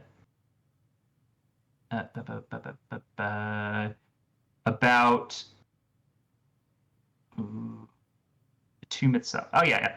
So it's about 30 feet long and about 10 feet wide. It's made out of the same kind of simple, unelegant carved stone that the rest of this is made out of, but the symbols, the glowing lines on the walls, they are converging on the coffin and forming like a fine filigree of glowing light that is all over with really intricate designs. In the dim light, you can see that there are, the walls to the left and right and ahead of you are covered in these enormous carved stone murals. It's a little hard to see what they look like from here, but you can see that it looks like figures, and parts of some of the murals are glowing, and you're standing there looking at all of this. There are some columns here and there, the enormous murals, this coffin in the center, and there is more footsteps all of a sudden coming up from behind you. And as you're all standing there and turn to look behind you, you can see, and I am going to use I'm using, it doesn't sound sinister, these ones. It sounds, Chia, this sounds familiar almost. Like, you know, you don't recognize the footsteps, but you like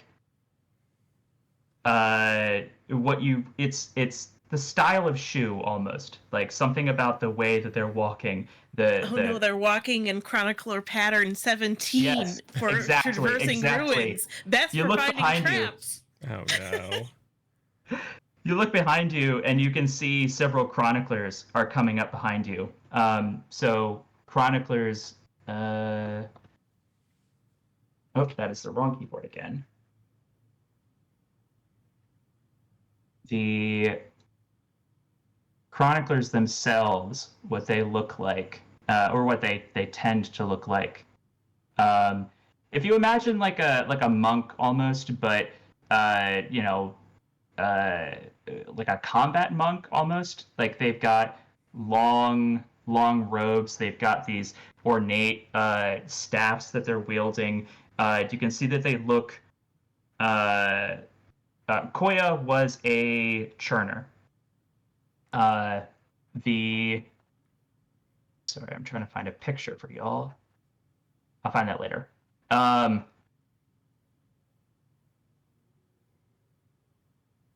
Here.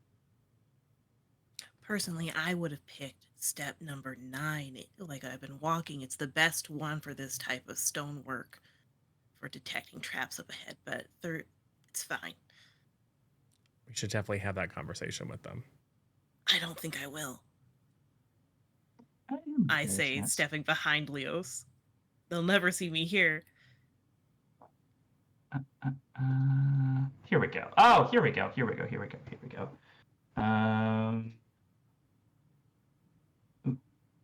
And here. So this is the chanter.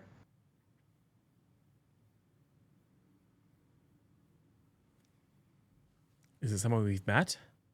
No, I'm sorry. This is just what the class looks like. Upload. Sure. And it is not. Never mind. I will do this here.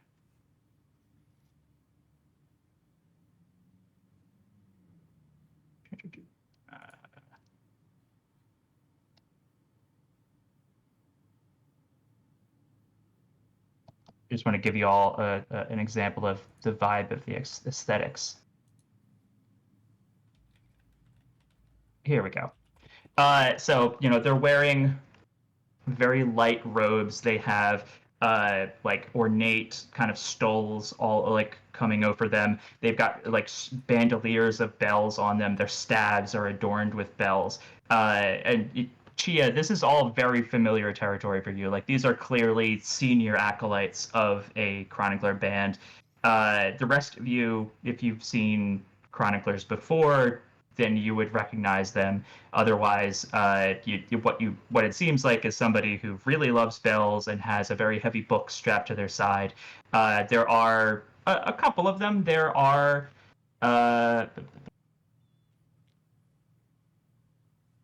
basic photos.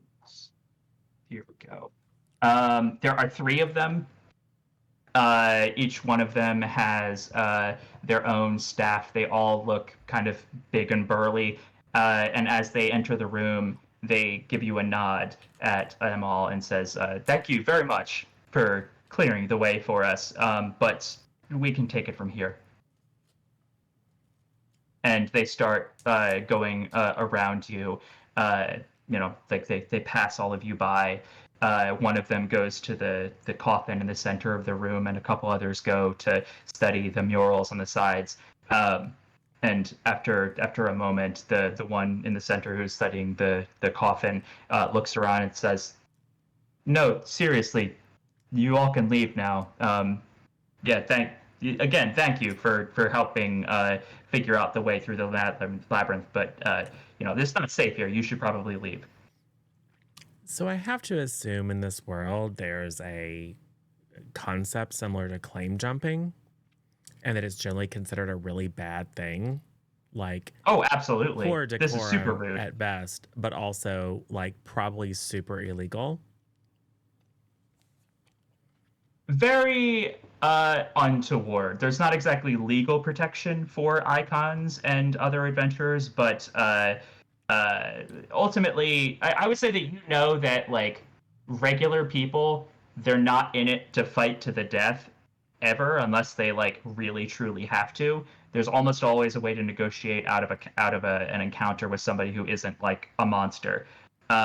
But in terms of icons exploring ruins, it is much more of like an honor system, work out your disputes among yourselves kind of a thing. And yes, what they are doing now in normal circumstances would be almost unheard of.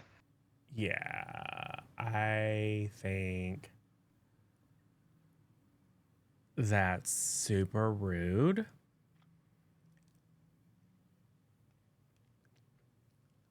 But so I will give Chia one chance.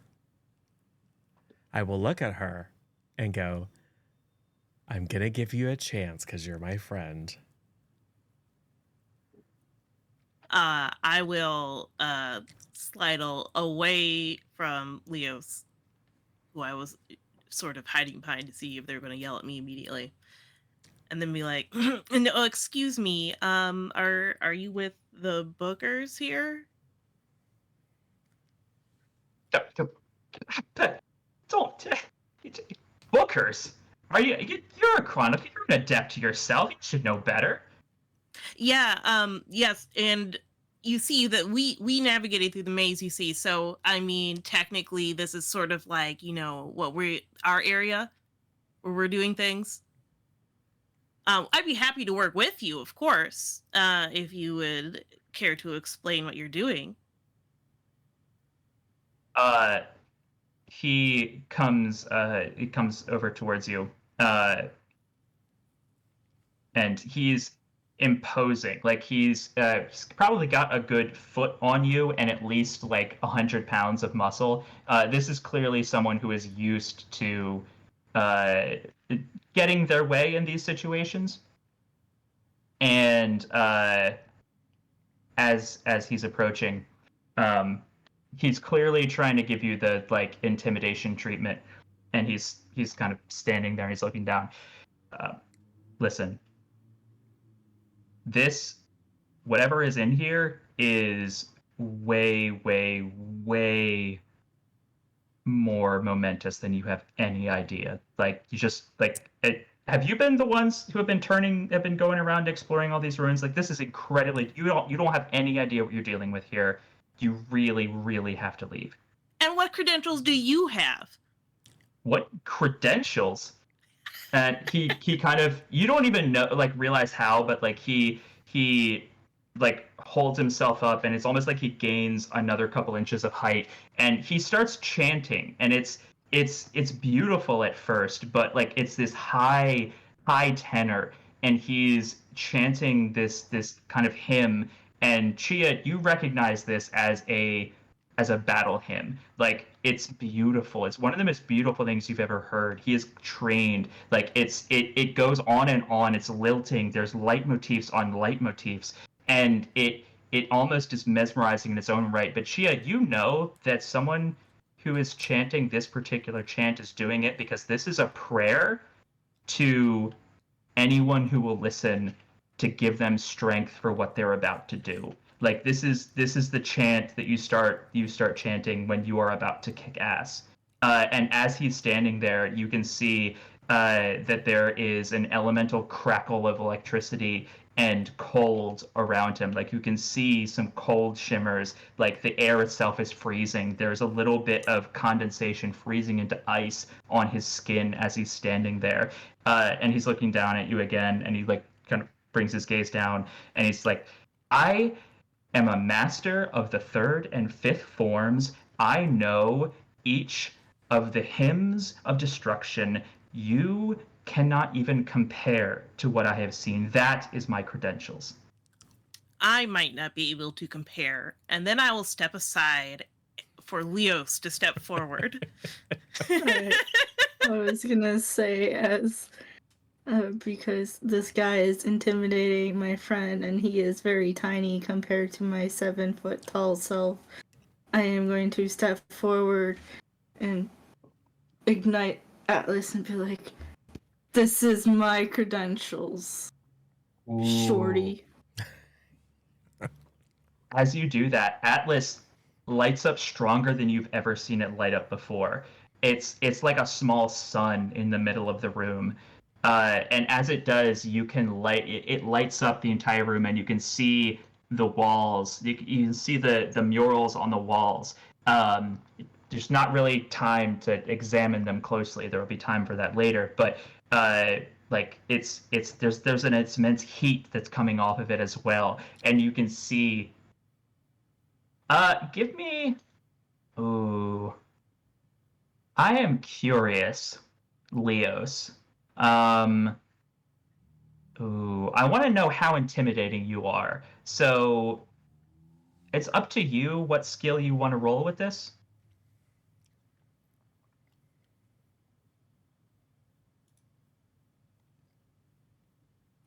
Either way, I would like to aid Leos by giving him that great introduction. Yeah. Nice. So Yeah, I'll just you give that absolutely. Yeah. effort.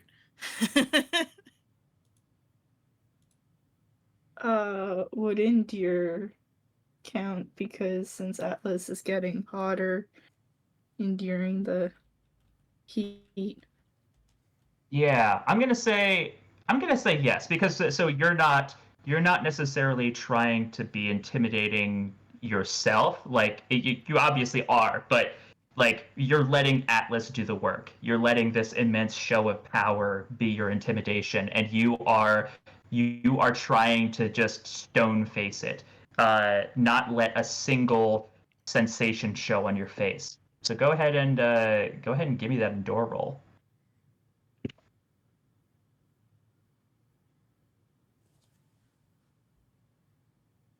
That will be 2 6s. Boom. Whoa! Okay. Ooh. It's I'm gonna say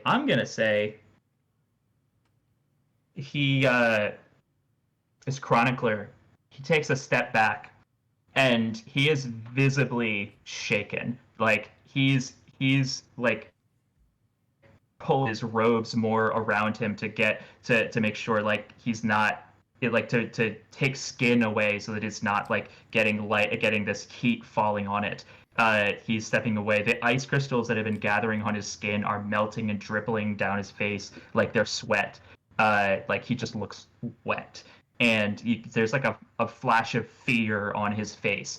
And like he's just looking at your weapon, and it's like awe at this force of Leos, like just standing there stone faced with a tiny like volcano in their hand, and this whole light is going up, and then he just kind of he sags a little bit, and he just kind of nods. He says, okay, let me tell you about what you're here against. And he backs up, and the Leos, the light from Atlas is still lighting up the room, and he turns and he gestures to the left wall. The mural on the left wall is a glowing symbol. It takes up most of the wall. These two interlocked rings, and the rings themselves are glowing. This is the same kind of double ring symbol that you saw before in the second head. Around the edges of the mural is this just uncountable depictions of relics and arcane mages, all of them unique, like the terracotta warriors of China, just like all of them slightly subtly different, and they're all glowing with the same light and standing among these buildings that are like the same style of architecture that you've seen. And he points and he says, they tried to build something. We don't know what it was, but they were trying to build it, and they wanted it to give them power. And he looks and he turns to the far wall, the kind of the center one, and he says, "Here." It was their downfall, though. And you can see that on the center one is smaller, the double rings again, but there is a large figure that is shown and trying to grasp one of the rings, and as though it's trying to either like hold it aloft or turn it. And their face is this like grimace of pain. You can see that in the carving, there's bits of flesh that are missing from their body, and all of the Arkan figures around them are similarly look kind of pain. And then he turns and looks at the right wall, and he says, "Here, this is what happened because of this." And it's kind of a side view. It's a deep cavern, like it's got the kind of a cross section of the land and the ruins at the very top, and you can see that there's this enormous shaft that goes down deep down into the earth, and the kind of upside down pyramid of the facility, the ruins themselves that you saw like the map of in the other heads is it's descending. You can see that there is kind of a like it looks like it's sinking down, either sinking down or rising up into this large pit. And the chronicler looks over at you all. They did something. We don't know what it was, if they found it, if they built it, but they were trying to use whatever this thing was, and it didn't do whatever they thought it would do. And they locked it away down here. And all we know, we've listen, you're the one that our leader that Oxum was trying to talk to, right? Like, you know, your group matches the descriptions. We were warned you might be here. You know, we tried to tell you, don't turn on the heads, and here you are again in a head you've already turned on two. Like, just, hey, we're starting to wonder whose side are you on. But all of these guys, listen, we don't know what this place is. We know that it was built to hold or contain something that went very wrong. And we cannot risk you all turning. Like, all we're here to do is just make sure that we can lock this place down, prevent anyone from getting to the controls, and we just need you to leave, please. So what you're saying is you don't know more about this than we do. I mean, what I've told you is the result of decades of study. Like, we had a feeling Or that 2 this days ruin... of exploration. Well, yeah, it's easy when you just go to the place that has all the answers. Yeah. Yeah. Okay. Yeah. You lucked into the answer. We found it with lots of careful study. I think we have more claim to understanding here. We literally know more about this place than you do. I doubt it. I really doubt it. Okay, tell me what's in that coffin. Tell me who's in that coffin. Oh, I don't know who's in the coffin. We haven't had a chance to explore it, have we? I mean, this is why you research things, so that you don't have to open it up to find out who's inside. Yeah. I'm just saying that we've made friends with, like, walls and plants and all kinds of stuff. So, you know, I don't know. Maybe you're right.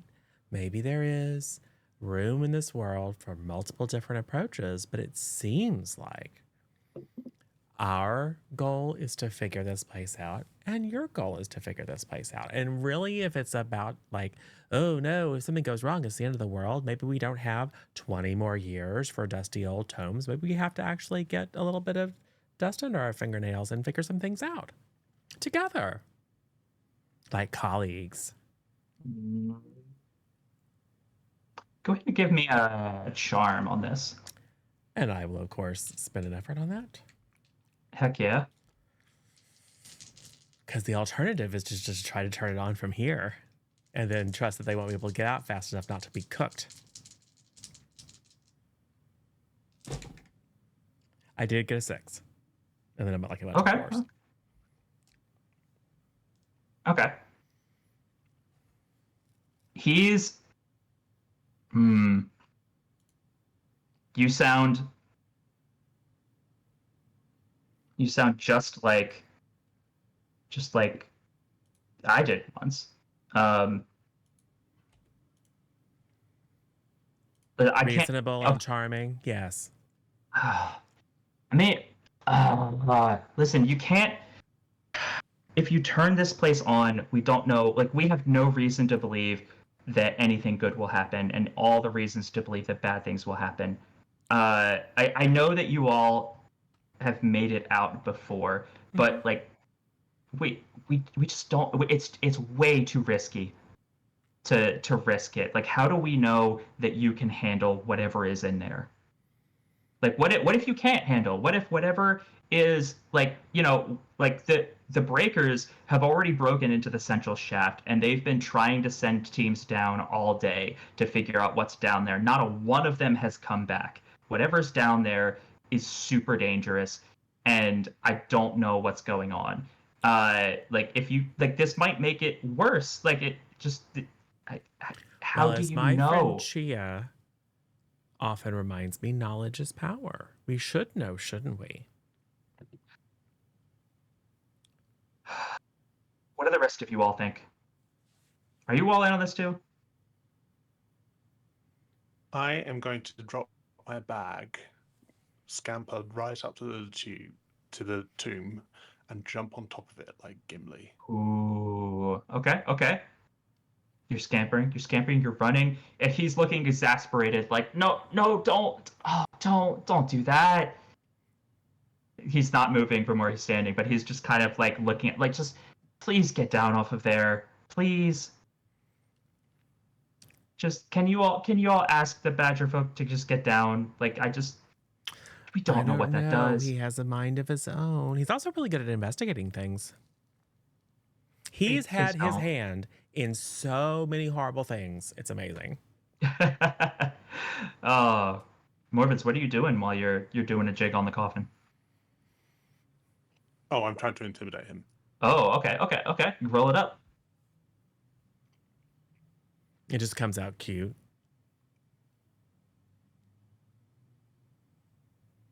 Morbins is good at charm.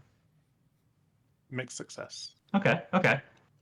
I'm gonna say, ooh, okay. Mixed success. So as you're standing there, you're doing a little jig. He's looking like more pained by the second. Like, just it's like just the very existence and like the absurdity of Morbins just dancing on this coffin. Um, there's a moment there where you're dancing around. You do a little bit of a particularly intricate little footwork on the coffin lid, and there's a click as you step on a patch that you hadn't even seen before, and your foot sinks a little bit, and there is a shove, a jolt, as the lid to the coffin suddenly slams left a couple inches under your feet. And now we can find out what's in it. Oh no! Why did you? Please stop! You're making this all worse. He's like he doesn't know where to look. He's looking between Chia. He's looking at Leos. Leos is just still staring. I assume just like staring stone faced at him. Looking at Kenzo, who is just trying, like, obviously trying to be being reasonable here. Why don't you cooperate? And Morvins is doing this dance. Uh, Morvins, what do you do after you feel the lid start to move? If the lid moved to the left, then presumably there's a gap on the right, newly appeared inside the tomb. Exactly. I'm going to go over there and, drop my lantern in, see what happens. Ooh, okay. Give a little snuffle. You drop your lantern down. You can see, for a moment, you can see what looks like a skeletal arm. And then all of a sudden, there is a flash of movement, and a hand reaches up out of the coffin and grabs the lantern. It's just grabbing onto the body of the lantern and ripping it out of your hand and smashing it onto the side of the coffin. And it then grips and it grabs the lid of the coffin, and it starts pushing and trying to open it more. The hand itself looks skeletal. It has rings on its finger. It's got some ornate looking but now half rotted cloth on it. Is it who is did it- you say was in here? Is it giant? Or is it Yes. Okay. It is large. It is like whoever this coffin was built to contain was quite large. Like bigger than Leo's. Oh, much bigger. Like probably at least like 20 feet tall. Okay. Okay. Yeah, I wasn't sure if it's just like a whole bunch of ornate stuff. Oh, okay. But Okay. but so yeah, the whole thing is body space. Okay, cool. Yes. What do you all do? I quickly ask them who was in here, if you know.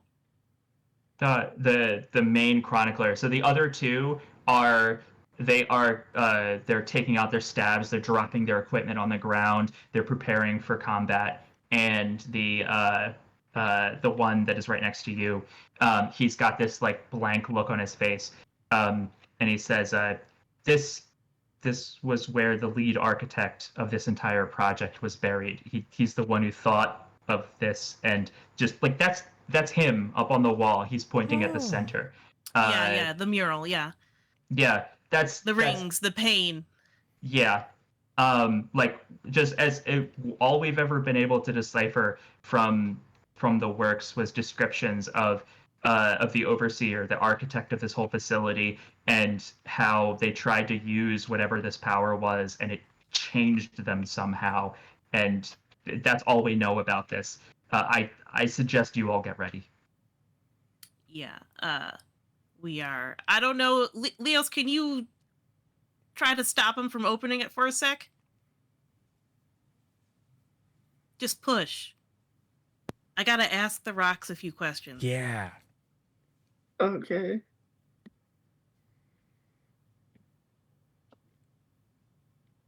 We just assume I would that like- Morven's is fine, probably. I'm just doing the whole subway surfing type thing. Don't have anything to hold on to, so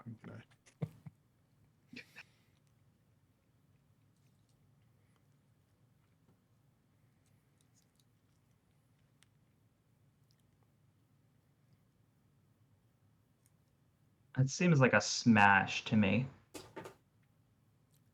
I would like to argue that since this giant thing only has one hand that can sort of reach up through this crack, it's quite a good position.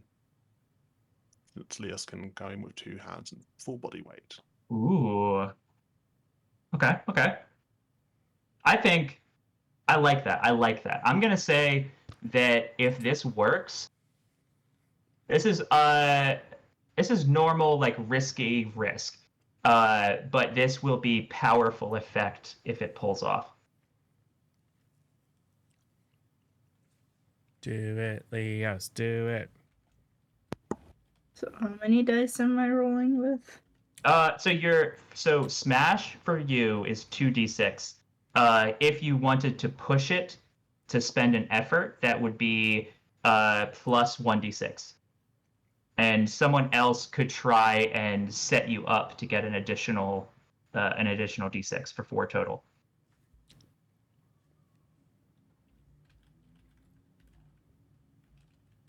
Okay, I'll try to push it.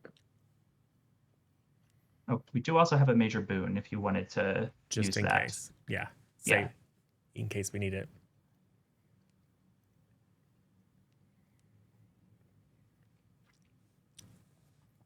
Actually, can I try a setup action by asking the rocks if they get power, can they close the lid, or is that not what they do with power? Ooh, okay. Or at least try Yes. to be like, well, close it anyway. Yeah. Ooh. Okay. So Leos. Let's say that Leos is running forward from their position, Atlas still in hand, raised over their head. And Chia takes a moment to drop and ask the stones a quick question. Yeah, so you're asking if they can help to keep the coffin closed? Yes. The stones, there's a brief hesitation, and then they say, keeping things in is what we do. None should leave. Oh. Well, how about we start with this guy in the coffin. Yes, he should not leave. We should close? Good. We should close? Close? We should close. Close. Close. All right. I give him some power. Chow. What does this... Go ahead. Oh, what does this look like? I'm probably just on the like kneeling down to get that hand contact again. Runes are glowing, and I'm just kind of like sitting there while Leos is running over. And then I think, assuming it goes well, I'm going to try to put some power into them, which I think will be Excel again, to close. And if it works out, it'll look super cool because they all the lines are leading to the coffin. So I think they'll trace up behind Leos and start empowering it to close, hopefully. Okay. So I think that's the assist, and it's just sort of a question of whether it was actually helpful for Leos or not. Yeah. Kenzo, you were about to say something? How many rings are on its fingers?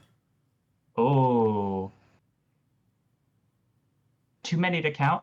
Not too many to count, literally, but it's like, its fingers seem like they've got extra joints in them, like more than you would expect, and it's like rings stacked on rings, like somebody just decided, I'm going to put my whole ring collection on today. Are any of them like extra special and alluring? Oh, I would say most of them. They look very ornate. Some of them are like normal sized for a ring on this creature's hand, like proportional to what it would be, which of course means that they're like that far around with enormous stones set into them. That if you could get your hands on some of these rings, it would be quite a windfall. Cool. So as Chia's charming the stones to help Leo slam it shut, I'm just gonna tumble forward and then grab onto some rings and then bounce out with the rings. Okay. To resolve my roll, I got a 5. Okay. Which is, expected. It's a help. Average result. It's a help. I will suffer any consequences if Leos doesn't do a good job. Okay. So you can add an extra die to Leos' thing, but I think Kenzo's stuff will probably be. Yeah, mine's a separate before situation. I think it all happens at once. I'm gonna say that the stones are hungry. They as you start pouring energy into them, they take more than you meant to give. And it's like there's a moment where you have to actually you have to almost physically break off your connection, like yank your hand back with your other hand. Like it's a go ahead and take a strain for the mixed success. But clearly whatever you did worked just a little too well. You can feel Leos, as you're rushing towards it, you can see that the stones under your feet, they're almost vibrating, everything feels tense, it's poised to jump, and you're rushing towards the lid to try and shove it closed. Onto your side, you can see that Kenzo is rushing forward and grabbing at the rings on the hand of the creature. And Morvens, you are trying to keep your balance on this lid as it's getting shoved around. Are you doing anything to help? When Kenzo goes for one of those fingers with the rings on it, I am going to rush up and give the limb in question a kick. Ooh, I like it. Okay, so Kenzo, resolve your action for stealing at the rings, and Leos, let's get that smash roll. So what I'm not trying to do is pilfer them off. I'm literally just trying to get my hands on them so I can teleport out. So I've got them on my person and then just zip as one of my twice per scenario kind of things. Absolutely. So, but I think maybe an Excel to see how many of them I get my hands on.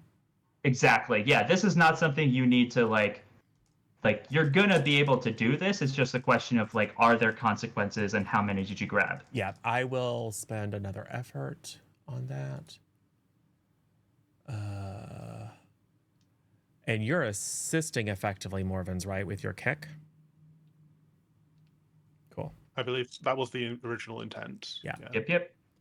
So I will do that.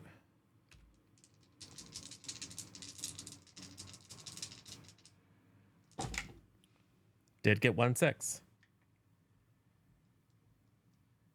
But not 2. Boo. Okay. I'm gonna say you got expeditions. I'm gonna say mark that down as maybe on a sheet as like good loot, and then we'll figure out what that translates to at the end of the expedition. Yeah. Okay, Leos, how's that roll? I got a 6. Nice. Yeah. So there's a rumbling. So as Leos comes and grips it. Are you doing anything special when you do this, or just running up and pushing? Nothing special. Okay. So you rush up, you push it, you're straining. Everybody can see like in the light off of Atlas that you're like the muscles and the veins in your arms are bulging as you're pushing and you're bracing. There's a moment where your foot almost slips and you lose your footing, but you manage to catch yourself and push even further and harder. And after a moment, you can see that the other two chroniclers from the backs of the room, they come rushing over and they're helping you push, adding some extra force. Kenzo, you come and you grab and you just like you grab onto the rings and you zip out and you're on the other side of the room, and you've got all of these rings that like you just like the lime guy, just like you can't hold all these rings. And Morvins, you can see like you kicked at this hand and you jostled it loose and got it like right into position as Kenzo was rushing over. And Chia, you can feel and see the energy as it's converging on this, and you can feel that all of the stone around you, the entire room, is vibrating, and it's making this whole thing easier. And all of this combines, and the coffin the lid slowly slides back into place. There's a brief moment as everybody catches their breath. You can hear pounding on the inside of the lid, but the light is too strong. You can see that it almost looks like the stone is starting to like merge together between the lid and the base of the coffin, where the light is just glowing. It's glowing white hot along the edges, and then after a while, the banging starts to fade away into silence. What happens? Damn. Imagine how strong Leos would be if he wasn't carrying Tally.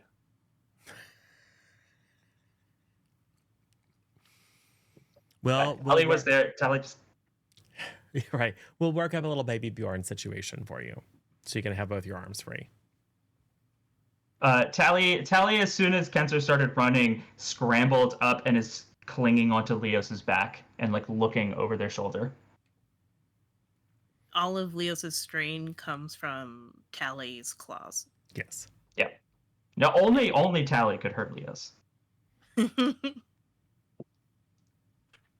way the tomb sealed is quite interesting, though, because it was unsealed before we entered the room, which implies that this creature was supposed to be able to get out, but they wanted to be able to seal this afterwards. Well, my guess is that whatever went wrong, maybe some people thought it went wrong. Maybe it did go wrong, but my guess is that there were probably factions involved. So when this person was killed / transformed, someone put them away. Maybe in hopes they might rise again. These people, these ancient architects, remind me a lot of the chroniclers with all the different factions. I know everyone is so tribal all of a sudden. Except for us. As icons, we have to be able to work within and across factions. So while we may, have a history with certain factions and a certain, fondness, we have to rise above such things for the good of all. Exactly. That's why these people are going to help us activate this head. Well, that would be a very good way of getting rid of the architect, to just burn him up into cinders. We wouldn't want him to escape. I know, right? Imagine the disaster if a giant 20-foot tall skeleton person was wandering around killing people. It'd be pretty bad. Especially if somebody was trying to like build a city right next to it. Yeah, I know. Which is a foolish idea. I think we can all agree about that.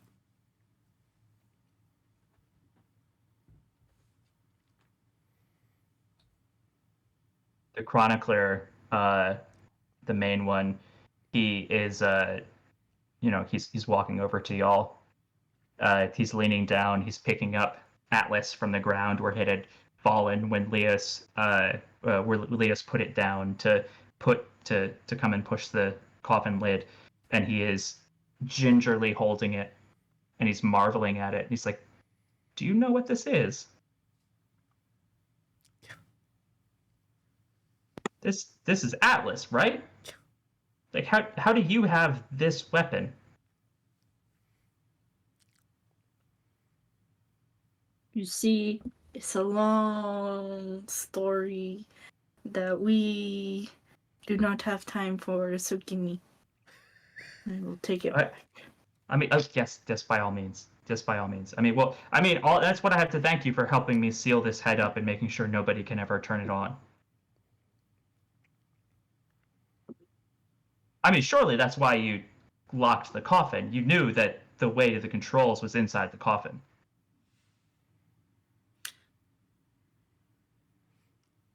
I mean, I'm just glad you all saw reason.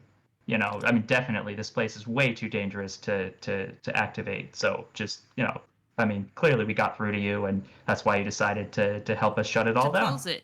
Yeah, we definitely closed it, right, Kenzo? And we were just going to stay here and study it. Yes, that's actually a very good point. Certainly, the controls to activate the head are now sealed away permanently with the architect.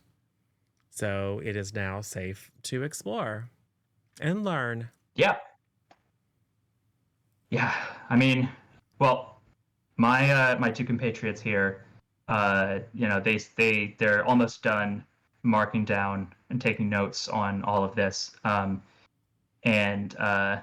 Listen, I need to take a break and to get a rest after all that. But once we're done here, we're gonna head out back to your leadership, your successful mission.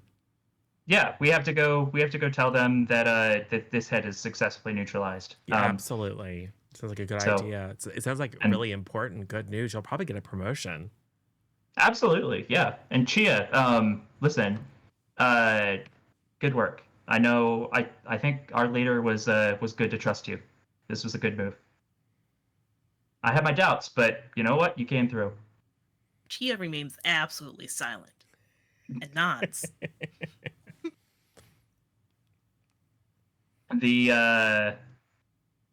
There's a moment, a couple minutes pass, that they're breaking out some rations, they're passing them around to each other, and then they nod to y'all and say, "Okay, well, we'll see you back at the camp, and hopefully nobody's burned it down yet. It's a little tense out there. You're lucky you're in here almost. Anyway, we'll see y'all." Bye. And all the chronicler band heads out. Yeah, leaving you all alone. Yeah, as soon as they're like for sure gone, it's like, so yeah, right. So like, oh, the controls are definitely in the coffin with the undead person who wants this place activated. So they just sat there and didn't activate it. I thought those people were supposed to be smart. I mean, it might still hold the controls. It doesn't. Listen, the stones really didn't want anyone to leave, so maybe they also have some control over what the controls would be. That being said, it probably wouldn't hurt to study this room a bit to see if we can figure out We should study it where and we everything should is. find out because they didn't want this dude to leave, but they do like being activated, right? Like we know that. Like I it's don't not know. been hard. We basically just said, "Hey, would you like to activate?" And it's like, "Sure." So, yeah. How about you take notes and draw pictures and look for any Yeah. kind of lore or whatever, and we'll fiddle around and see what happens. Yeah, that sounds like a plan. Is it a good plan? I don't know, but it is so I'll just do that. So I start copying all of the lore on the walls that I Okay. took Okay. notes on. Nice. Nice. Study it. What's everybody else doing?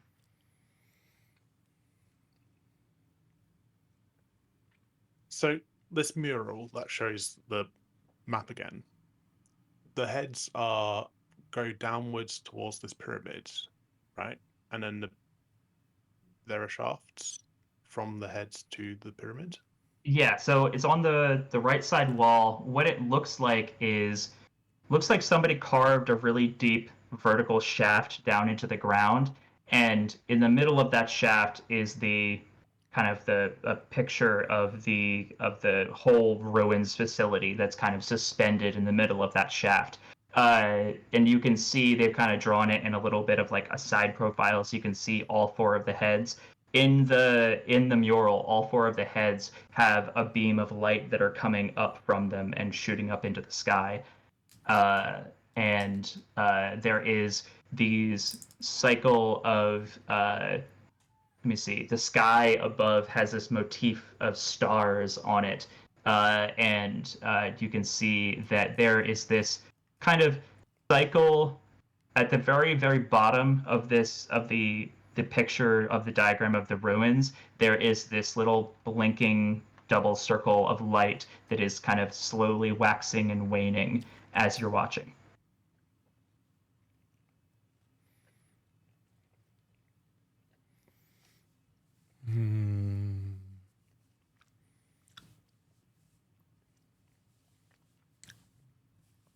I feel like it's probably like a launch system or something, which is super exciting.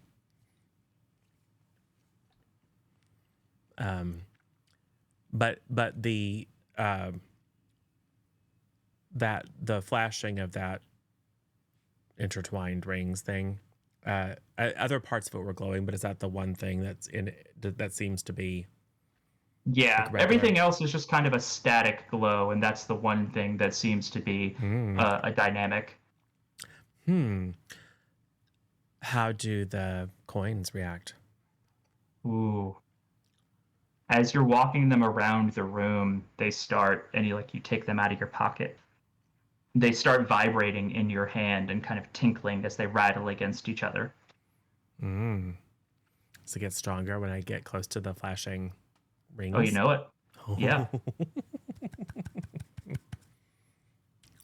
You're starting to be able to hear. It's like 1,000 bells are all chiming together, and you can hear a word in the chiming, like leave, leave.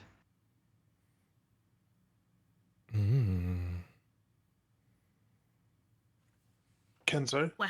Yes. do your coins get stronger towards the tomb? Oh, that's a good point. They do. But we know that's just a dead 20-foot tall person.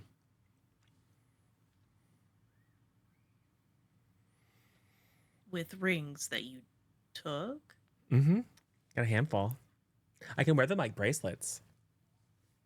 What As a 20-foot tall person, they their actual bones would be pretty thick, and then you got the flesh on top of that. So they're probably bracelet sized. What are they, magic or something? Oh. Maybe. Because this is like, those are the rings, I presume, I say, gesturing to the wall again at the rings on the guy, Oh no.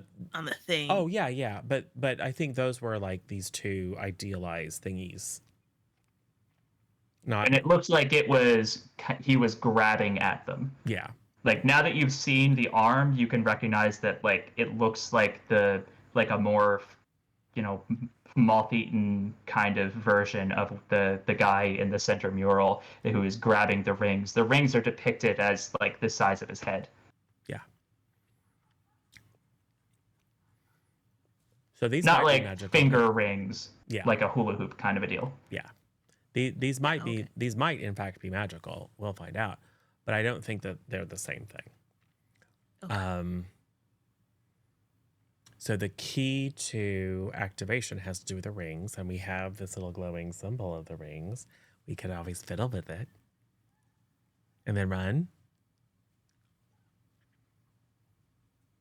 We'll have to run really fast because there's a labyrinth that we got to get here. Is the tricky part of this one.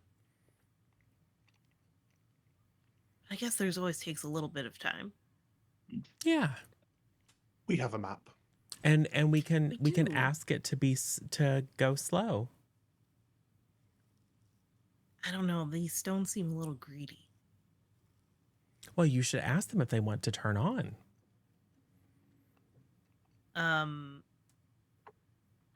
Yeah. Well, first I want to see if I've picked up any additional insight as to what the wall might be telling me with a study roll. Yeah. So remind me again what specifically you're studying. The walls, all of them, Okay. like the images on them. Yeah. More so than the art that you described before. Yeah. Go ahead and give me the roll. Oh, a 1 and a 2. I'm horribly distracted by. What if we activated it? You think you should activate it? Says Kenzo again.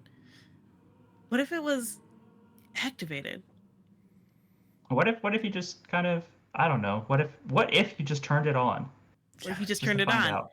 And then I'm just like, fine. And I reach out, touch the wall, be like, ask the stones, like, do you want to activate? There's a pause, and then the whole room kind of seems to shake with the strength of the response, and it's wake up and then sleep. Wake up and then sleep. Yes, give me energy. I will release it. I take it and I release it. Well, Yeah, they could. there's a really important source of energy in that coffin over there. Like his energy? Yeah. He's not going to need it when he's burnt to a crisp. It's true. I posit that to them. What about his energy? Oh, no, that's forbidden. That is the architect. I couldn't. Oh, We couldn't do that. It's do you like him? It's not articulate, but that's more of like the vibe that you're getting is like an indignant horror of like, no. Like if somebody said that you should like just go punch your boss in the face. Some people They don't might like that. Yeah. Well, they don't like it though. They like him. Yeah. They like the undead. They like the undead guy. He's the architect. They like him. Yeah. They like him. I mean, like you don't get the sense that they couldn't. They just don't really want to. They don't want to. It's very hard. What? Wait, is he protected if you wake up? Is the coffin fine? The coffin's pretty strong. The coffin protects him. The energy, like we feed, and it's warm. It's nice and it's like the old days before we were dug out of the ground, before we were solid. Yeah, it does get pretty hot, doesn't it? Yeah, it's very nice. Do you Are you miss gonna make being it hot? molten? Not. I mean, probably, to be honest. I mean, it's not. Oh, we don't get molten, but it's Mhm. not. It's not that. I wish it was that hot. It's not that hot, but it's nice. Are you going to give us energy? Yes, please give us Uh, some. uh, I'll get back to you in just a second, which is in rock terms anywhere from like 3 days from now. It could be Yeah. Yeah. just a second. Rocks, sure, whatever. Um, I'll stop that and be like, well, if we give them energy, they'll do it. I don't want to give them energy because I think it will make me very tired. Because Hmm. just to close that lid was a it was a little tiring, but I assume if they're going to make the entire facility warm, it's going to need a bigger power source. Unless they have some sort of way of generating more energy infinitely. Probably.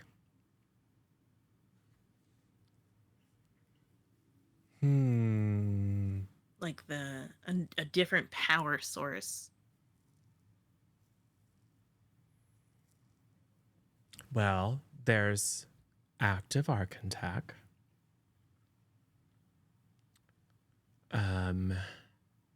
I wonder.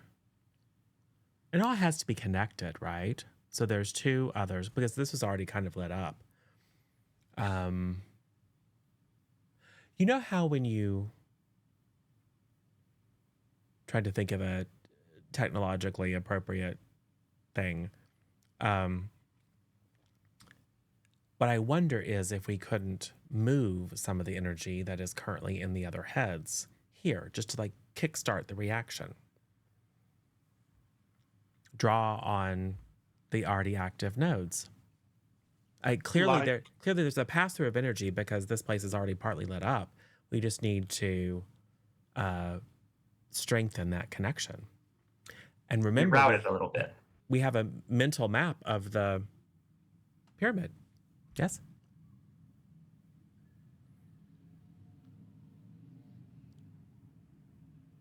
Like Yeah, the one on the we table do. where we trace the thing. Ask the rocks if there is a place that we can go to redirect the flow of energy in the facility to shunt more energy into this head. Yeah, yeah. Back to Rock Talk. Mm-hmm. Go over and ask them, hey, so where do you normally get energy from? Oh, oh, you're back. That's so Yeah, soon. You didn't even leave. Uh, yeah, we get it from down below. It builds up, and we release it. down below. Below the coffin. No, far, far, much farther down, Okay, at the bottom. the bottom. Is there a passage there from here? In the center, there is something. Okay. Interesting. Be right back again. Before they can start asking for power again. Except I'm sure in my feet is just sort of like, power? Power? Yeah. Give me energy. Give me energy, please. Energy, please. So they want the power from the center, I mean, down ultimately, yes. below. Yeah. Yeah. Well, that's where they said they usually get it. So I don't know how it's connected otherwise. I don't think they're going to give me another answer. But you said that there is a cutaway representation of the inverted pyramid of this facility, right? Correct. Cool. And directly beneath it is the interlocked ring. Yes. Kind of at the very bottom tip of the upside down pyramid. Cool. Well, maybe you should just get ready to run in case this works. Oh, okay. So what I would like to do is I would like to begin with the little sparkles, trace the interlocked ring kind of infinity symbol style, just to get that glow going a little bit stronger. And then just like we did with the little maquette of this facility, trace along the lines in the texture of the facility up to the representation of this head. Okay. Basically the same thing. We're like trying to create that line of light from the representation of the core under the hypothesis that it works the way that the model did. Yeah. Ooh, that's a good question. Go ahead and give me a roll for this. Okay. I'm curious about how this is going to turn out. Okay. Can I use charm? This feels more like an Excel to Yeah, me. yeah, it's Excel. I will use an effort.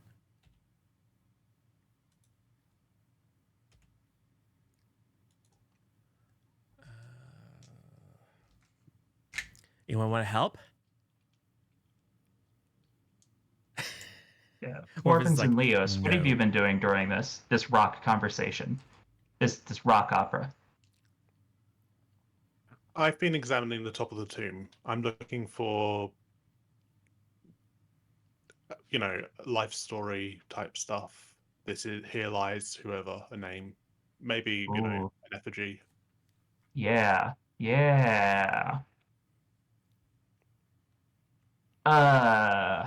Ooh. Yeah. So Morvins, what you find, everyone else is, you hear Kenzo and Chia are having this conversation about rocks and talking to rocks and lots of stuff about energy. Leos is doing whatever Leos is doing that we'll get to in a second. Morvins, it takes a little bit. You're looking over, trying to trace it out. It takes a little bit because it's all very ornate, but eventually you do decipher some of it. The architect's name is Lord Karth Rivers, and the it's mostly a list of his titles and accomplishments. It's kind of like the old architect like CB almost like, oh, elected to, or appointed to the role in XX year, and promoted beyond that in X plus Y, but in all very like flowery ornate language, celebrating his life and accomplishments. And then it gets to the bottom, and it takes you a while to decipher all of that, but you eventually you get to the bottom, and it's laid to rest here at the end of his life as a warning and protector of this facility. May you hope that he is never released.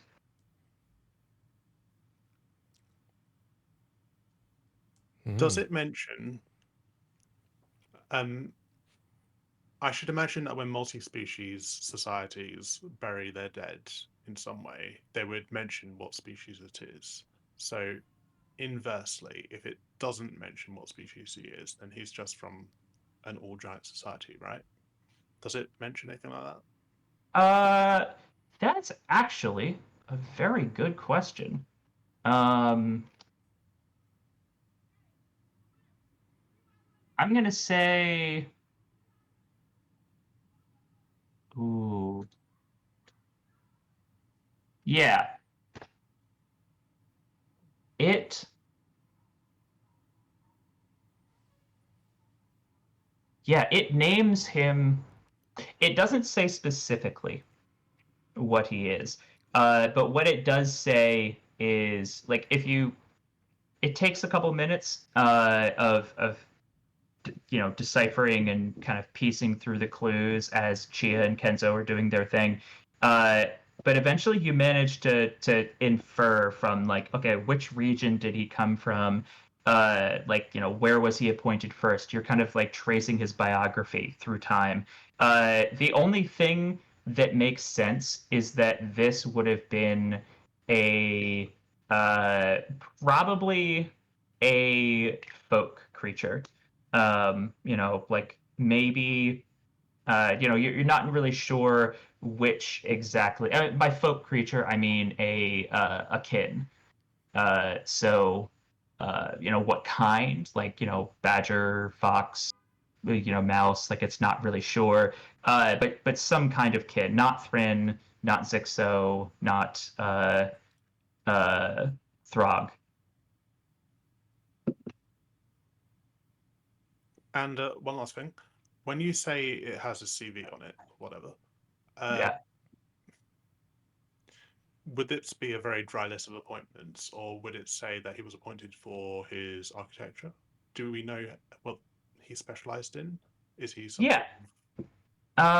It sounds like, yeah, so it was definitely like it wasn't just a dry recitation. It was a very also welcome Raiders. It was a very like it's listing out his accomplishments. So, his very first thing that it was listed was, was pretty plain of chosen to be the regional representative for best in class or something. And then as you're getting to the bottom, it's more and more like he invented a device. He perfected a method of purifying energy. And then at the very end, it's, chosen as the lead on the engine. And like that's the first time you've ever seen it referred to as that, but it's like it takes you a bit to work out exactly what it's saying, but it's saying he designed the engine, and then the next line is saying, uh, fell in the middle of attempting to activate the engine. Thank you. And Leos, what have you been up to?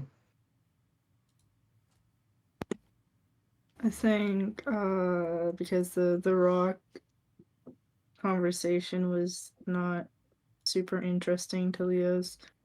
Leos is probably just thinking about Koya and the like with Talia. Leos now has experience putting, I guess, like in Lee's mind, children to sleep, so you can converse with Koya, be like, I'm good with children. Oh, I see, I see. So you've kind of manhandled Tally into like a kind of a baby position, and you're practicing like, oh yeah, this is how I would carry a child. By the neck. Yeah. It all this is what babies do, right? They grip and they bite and they claw. Like that's definitely what children do. Okay. Let's resolve this talking to stones thing with Chia and Kenzo. I believe Kenzo, you were gonna roll. Yeah. I wonder now if Morvins, are you sharing are you reading out what you're finding? Oh yeah, I'm tracing these things with my claws and then trying to read aloud what each word is, and I'm sounding them out because languages. I'm not literate or anything, but this is archaic language that I have to string together the entire sentence. Well, maybe we can talk to the architect in the tomb and say, if you want the activation to be successful, simply feed some energy into the mechanism. If you want to succeed this time, to see your grand vision brought to reality, we simply need your blessing in the form of conveying your intent into the stones to power the activation of this head.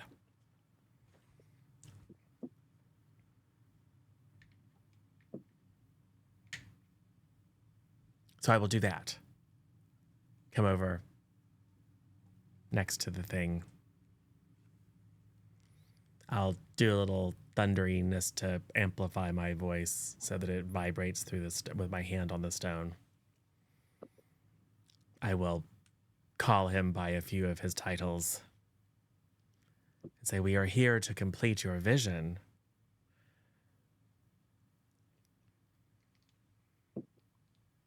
There is a single thump as something hits the lid from inside.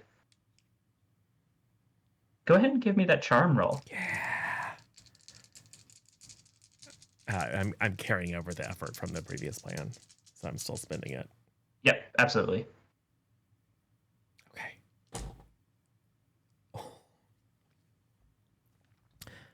It's a 4 and a 4 and a 6 and a 6 and a 6. Ooh, number of the beast. What up, yo? That's pretty good. It's pretty. That's a critical success. And everyone gets 2 effort back. So I think once you say that, there's another thump, and then there's a groan, and you see everything starts to dim a little bit. The lights are dimming, and then they're blazing again, and you can hear there's a rustling from inside of the coffin. It's like leaves getting blown, but like a forest worth of leaves that are swirling around inside of the coffin. You've got your hands on it. You can feel it. Everyone else, you can feel it coming through the stone of your feet. And then it all starts to subside and fade away.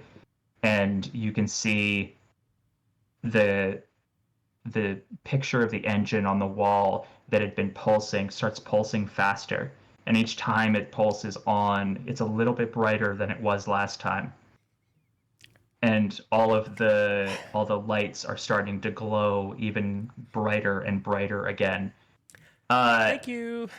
Bye. But I'm gonna say that because you got a critical success, you are able to book it, and it's like the stones laid the way open for you. Right. As you escape. Like it's not, they're not literally like opening for you, but you're able to clearly follow the trail that Leos left you. The notes, Chia, your notes exactly match up. Like there's it's almost like you hear a thrumming from the stones as you're running. It's the weirdest feeling. Like everyone as you're walking, you get this feeling of satisfaction, of being filled, like you had a good meal after like days of eating nothing but crusts of bread.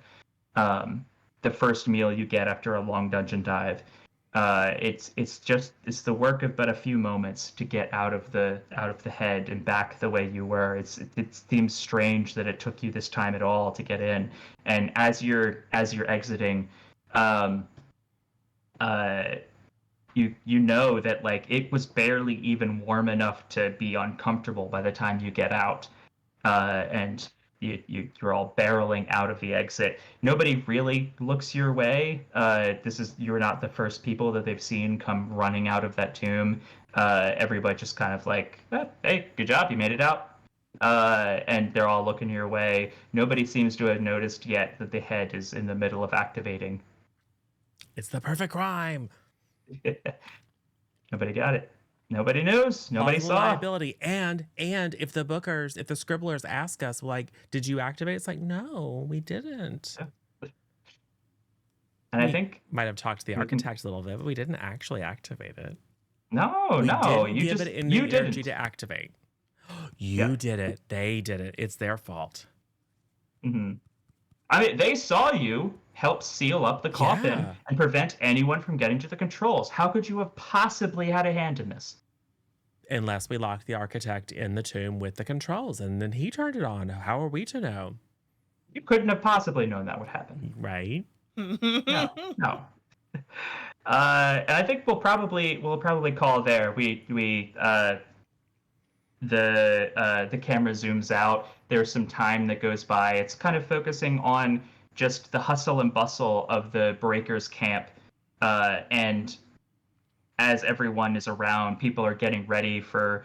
It's barely even mid-morning now. People are still getting all of their stuff camped up, ready for the day ahead. And as people are bustling around, you all are in a corner. You've gone back to your tents. You're setting up. You're having a brunch, getting your energy back after all of that strain you endured. And all of a sudden, there's a clamor as everyone starts turning around. And just at the edge of the frame, you can see that a corner of the head is now glowing bright, and there is a whooshing noise. And the other two heads that had never stopped glowing are now glowing stronger than before. 3 heads are now activated. The only one left is the one in front of the bookers. Yeah. We'll see what happens next time. Yay. We're probably going to have Thank you to for kill playing, them all everybody. to get at it, but that's fine. Yeah. I mean, I think that was the first basically non-violent one that you went through. Let me, real quick, before I forget, after a session end. Okay.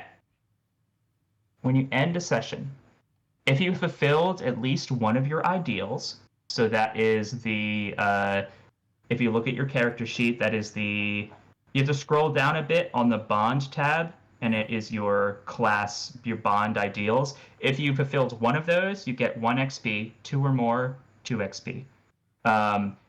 Was your character challenged or tested, either through combat or otherwise? 1. If it was multiple times, 2. If you accomplish an ambition, which I don't think we had any time to even try, so that doesn't apply. Nobody invoked any burdens. So it's basically just the first 2 questions of this session end. So let's go around and everybody give us a little bit of a recap, of like how does your character fare as well as far as the end of session stuff goes. And also tell us a little bit about yourself and where you could be found on Twitch.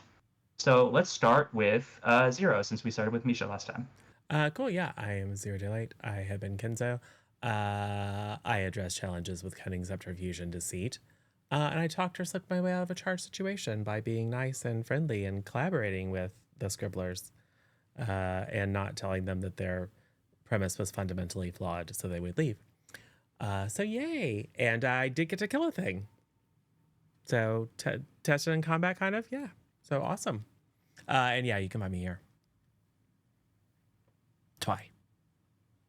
Hello, I'm Twilight, and I've been playing Morvens. I learned how someone or something was broken, Lord Calf Rivers, and presumably that little thing that Kenzo broke. And I also was challenged by. I also addressed a challenge with diplomacy when Chia's friends turned up. It's all Chia's fault. Diplomacy and dancing. Indeed. Leos. Hi, I'm Sin_potato here on Twitch. I do stream. I plan to stream sometime this week at some point in time. I have been playing Leos, or Lee, who is the elder of the group, being like however many years old. You don't look a day over 214. Yeah. So I've been marking down what I think I did ideal wise, and I marked all of them. So I addressed challenges with patience, wisdom, or experience,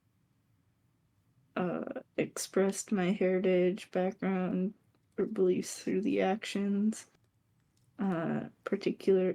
diffused a potentially violent situation, particularly being intimidating or using Atlas to be intimidating when Chia's friends showed up, and also stopping Tally from causing any harm to anything while putting Tally to sleep. very calmly, definitely not violently. That's my points. Cool. Misha. All right, I'm Misha _ less than 3. I don't stream, but you'll see me at the Juices TV program. It's Mod Appreciation Week, so stop on by. At any rate, Chia, I think I gave her mostly experience for addressing challenges because there's a lot of talk in the rocks, which was very handy, the thing that she does.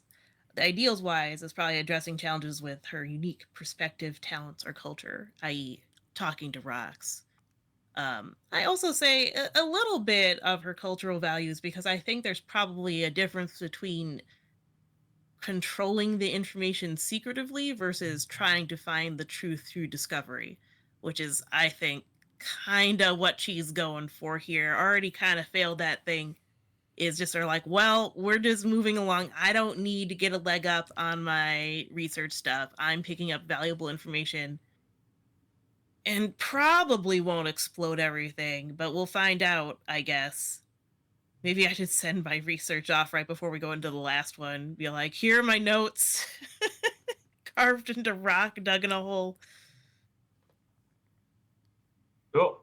I am Chev. You can find me at my own channel. I usually stream twice a week playing Mahjong, which is a card game based around building a hand competitive with other people. Similar to Gin Rummy, I have heard, although I've never played Gin Rummy. So we've got that. We've got Cat Cam. We've got music. However, I am not streaming Mahjong for the next several weeks because everything is kind of in flux, and just streaming on the regular schedule for Mahjong is a little bit challenging right now, but probably in mid-August is when those streams will start back up. Otherwise, I will also be here for the continuation, hopefully finishing out this whole campaign for Battlegrounds soon.